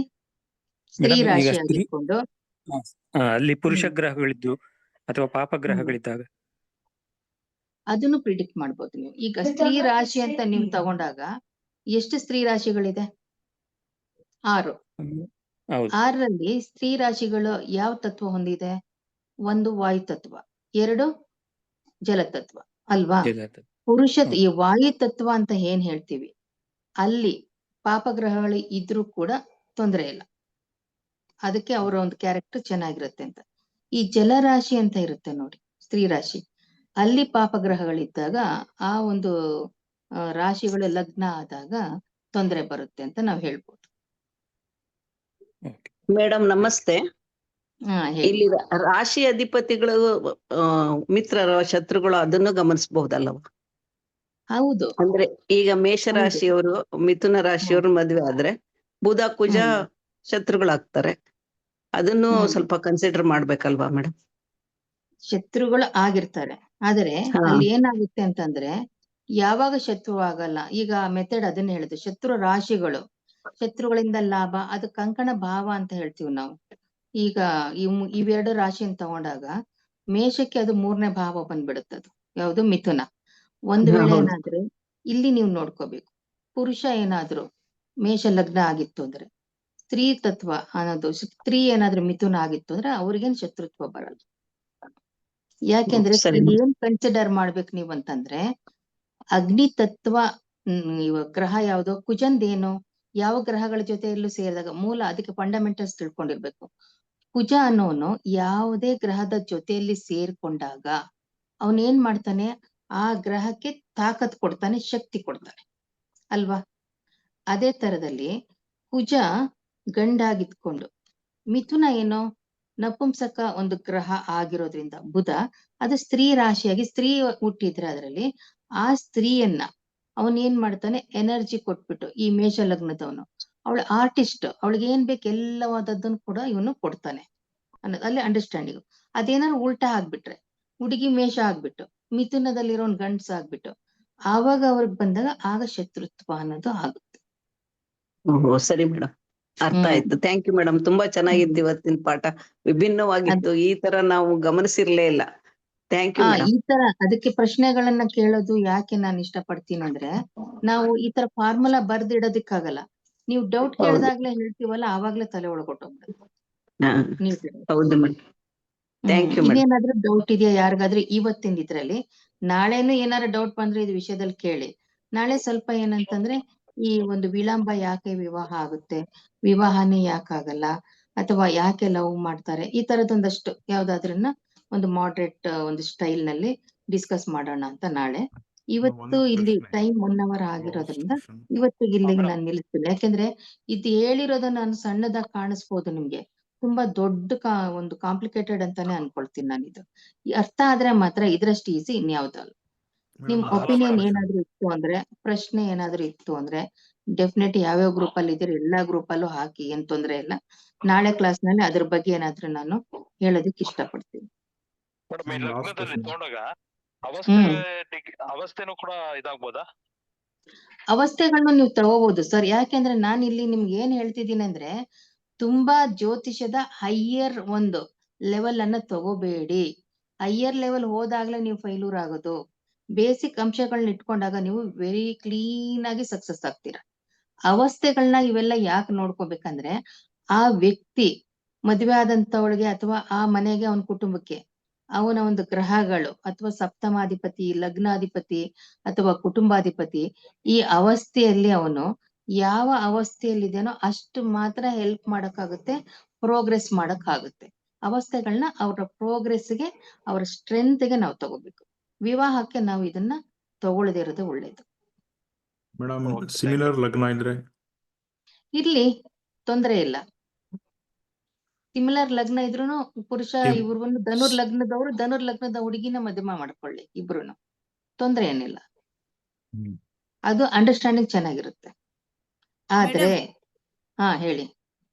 ದ್ವಿದ್ವಾದಶ ಆಗಿದ್ದಾಗ ಹುಡುಗನ್ ನಕ್ಷತ್ರ ಧನು ಧನಸ್ಸುನಲ್ಲೇ ಇದು, ಹುಡುಗಿದು ಸ್ತ್ರೀ ರಾಶಿಯಲ್ಲೇ ಬಂದ್ರೆ ಆತರ ಮಾಡ್ಬೋದ ದ್ವಿದ್ವಾದಶನ? ಅಲ್ಲ, ದ್ವಿದ್ವಾದಶ ಅಂದ್ರೆ ನಕ್ಷತ್ರಗಳಿಗೆ ನಾವು ದ್ವಿದ್ವಾದಶ ಮ್ಯಾಚ್ ಮಾಡಬೇಡಿ.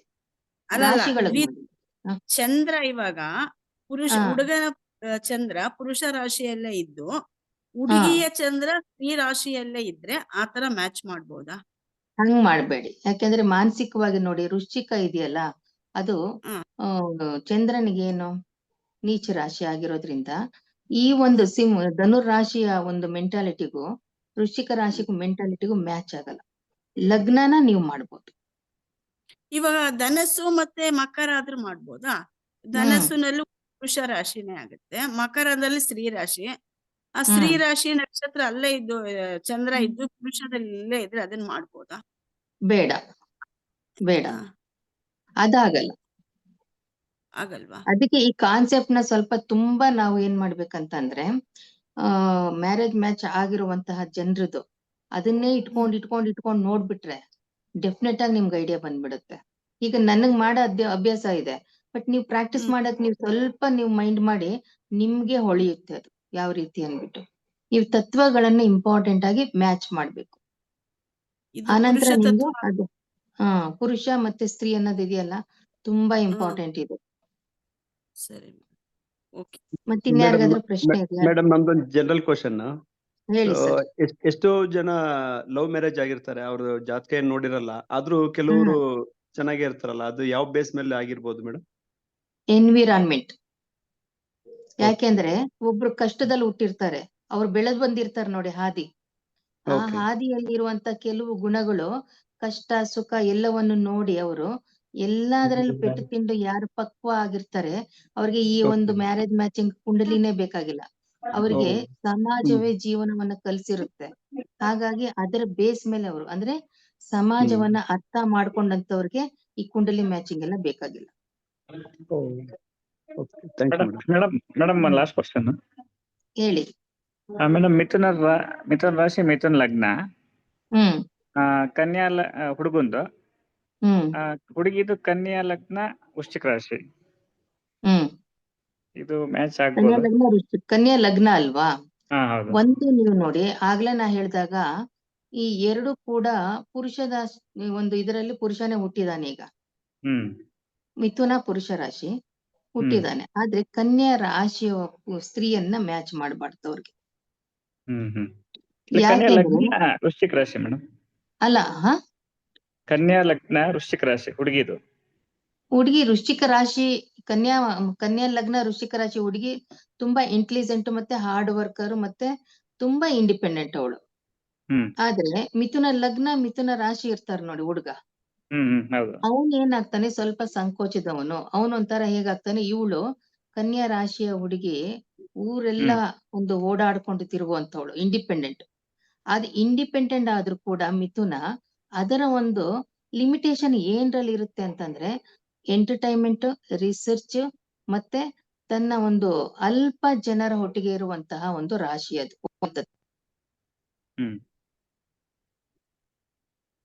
ಮೇಡಮ್ 2 ಜಲತತ್ವ ಮಾಡ್ಬೋದಾ? 2 ಜಲತತ್ವ ಮಾಡಿ. ಆದ್ರೆ ನೀವು ನೋಡಿ, ಒಂದೊಂದೇ ರಾಶಿಗಳು ಸೇಮ್ ಲಗ್ನಗಳಾದಾಗ ನೀವ್ ಏನ್ ಮಾಡ್ಬೇಕಂತಂದ್ರೆ ಆ ಒಂದು ಲಗ್ನದಲ್ಲಿ ಗ್ರಹಗಳ ಇನ್ಫ್ಲೂಯೆನ್ಸ್ ಯಾವ್ದಿರುತ್ತೆ ನೋಡ್ಕೋಬೇಕು. ಈ ಒಂದು ಕಟಕ ಲಗ್ನ ಇಬ್ರು ಆಗಿತ್ತು ಅನ್ಕೊಳ್ಳಿ, ಒಬ್ಬರಿಗೆ ಕಟಕ ಲಗ್ನದಲ್ಲಿ ಶನಿ ಇದ್ದು ಇನ್ನೊಬ್ಬರಿಗೆ ಕಟಕ ಲಗ್ನದಲ್ಲಿ ಚಂದ್ರ ಇರ್ತಾನೆ ಅನ್ಕೊಳ್ಳಿ, ಆಗ ಮಾಡ್ಬಾರ್ದು. ಸೇಮ್ ಲಗ್ನ ಆಗಿದ್ದಾಗ ಕಟಕ ಲಗ್ನದಲ್ಲಿ ಚಂದ್ರ ಇದ್ದು ಇನ್ನೊಬ್ಬರಿಗೆ ಬೇಕಾದ್ರೆ ಕಟಕ ಲಗ್ನದಲ್ಲಿ ಸೂರ್ಯನೇ ಇರಿ, ಆಗ ವೆರಿ ಗುಡ್ ಅಂತ ಹೇಳ್ಬೋದು.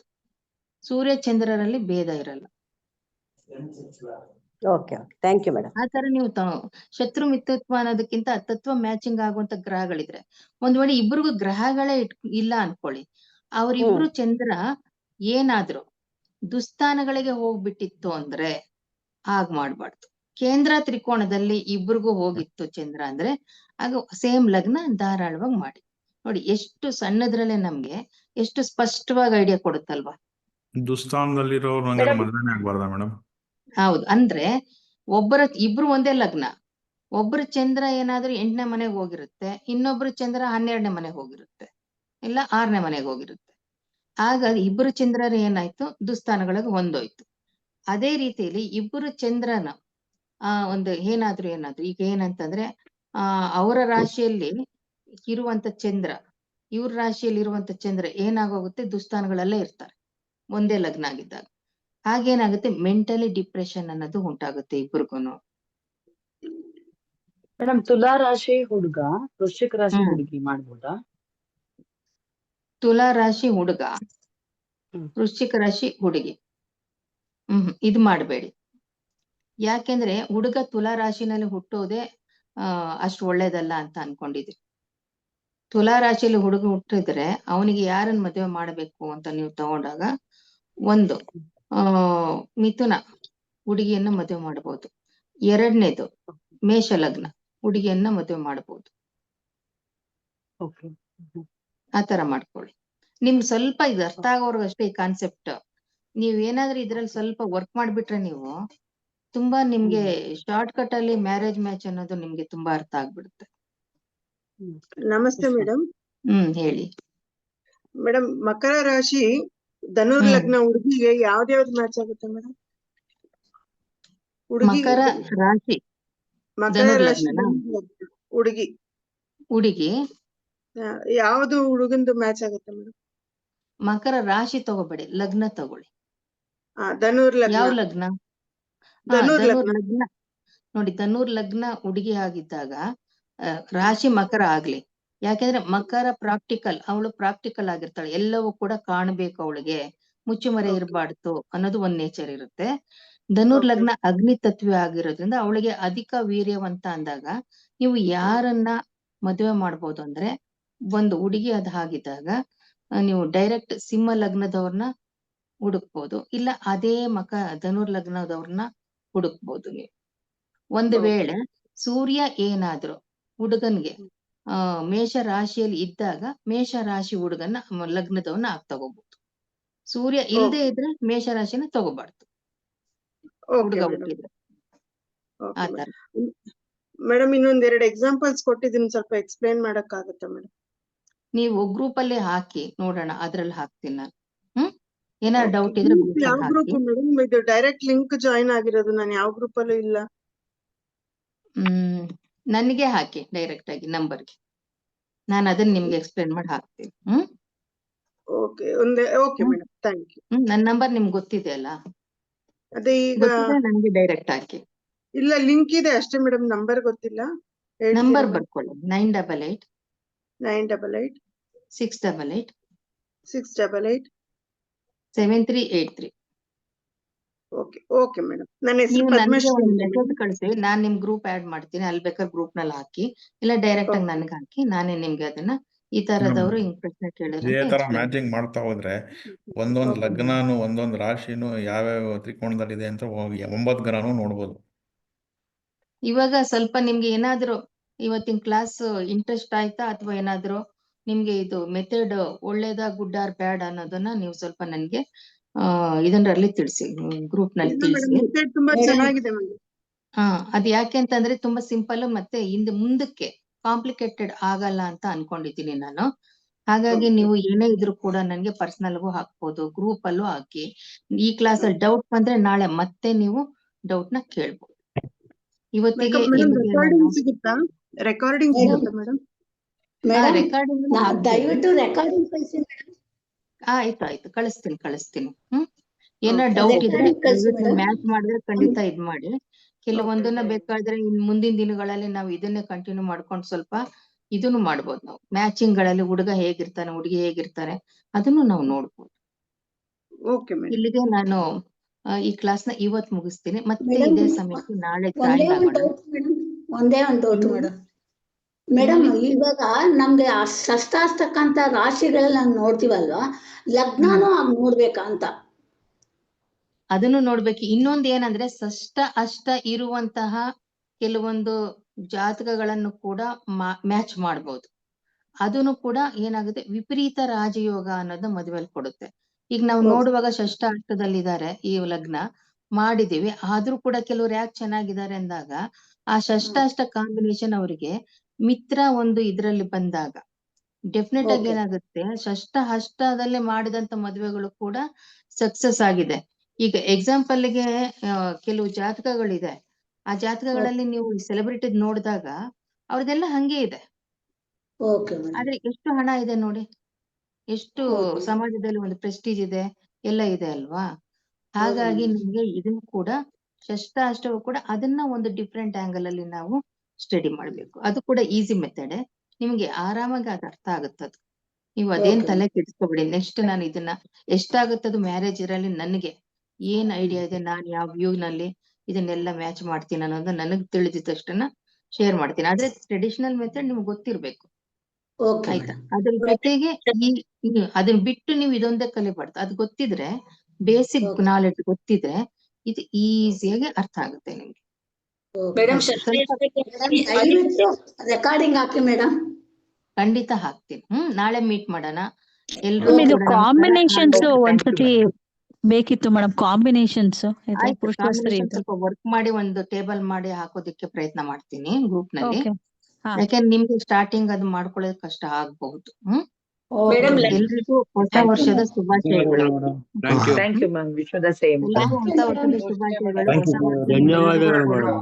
ಒಳ್ಳೇದ್ ಮಾಡಿ madam. Happy new year madam. Happy new year to you and your family madam. ಎಲ್ರಿಗೂ ಕೂಡ ಹೊಸ ವರ್ಷ ಸಕ್ಸಸ್ ಅನ್ನ ತಂದ್ಕೊಡ್ಲಿ, ಅದೃಷ್ಟ ತಂದ್ಕೊಡ್ಲಿ. ನಮಸ್ತೆ. Thank you sir. ನಾಳೆ ಮೀಟ್ ಮಾಡೋಣ ಸರ್.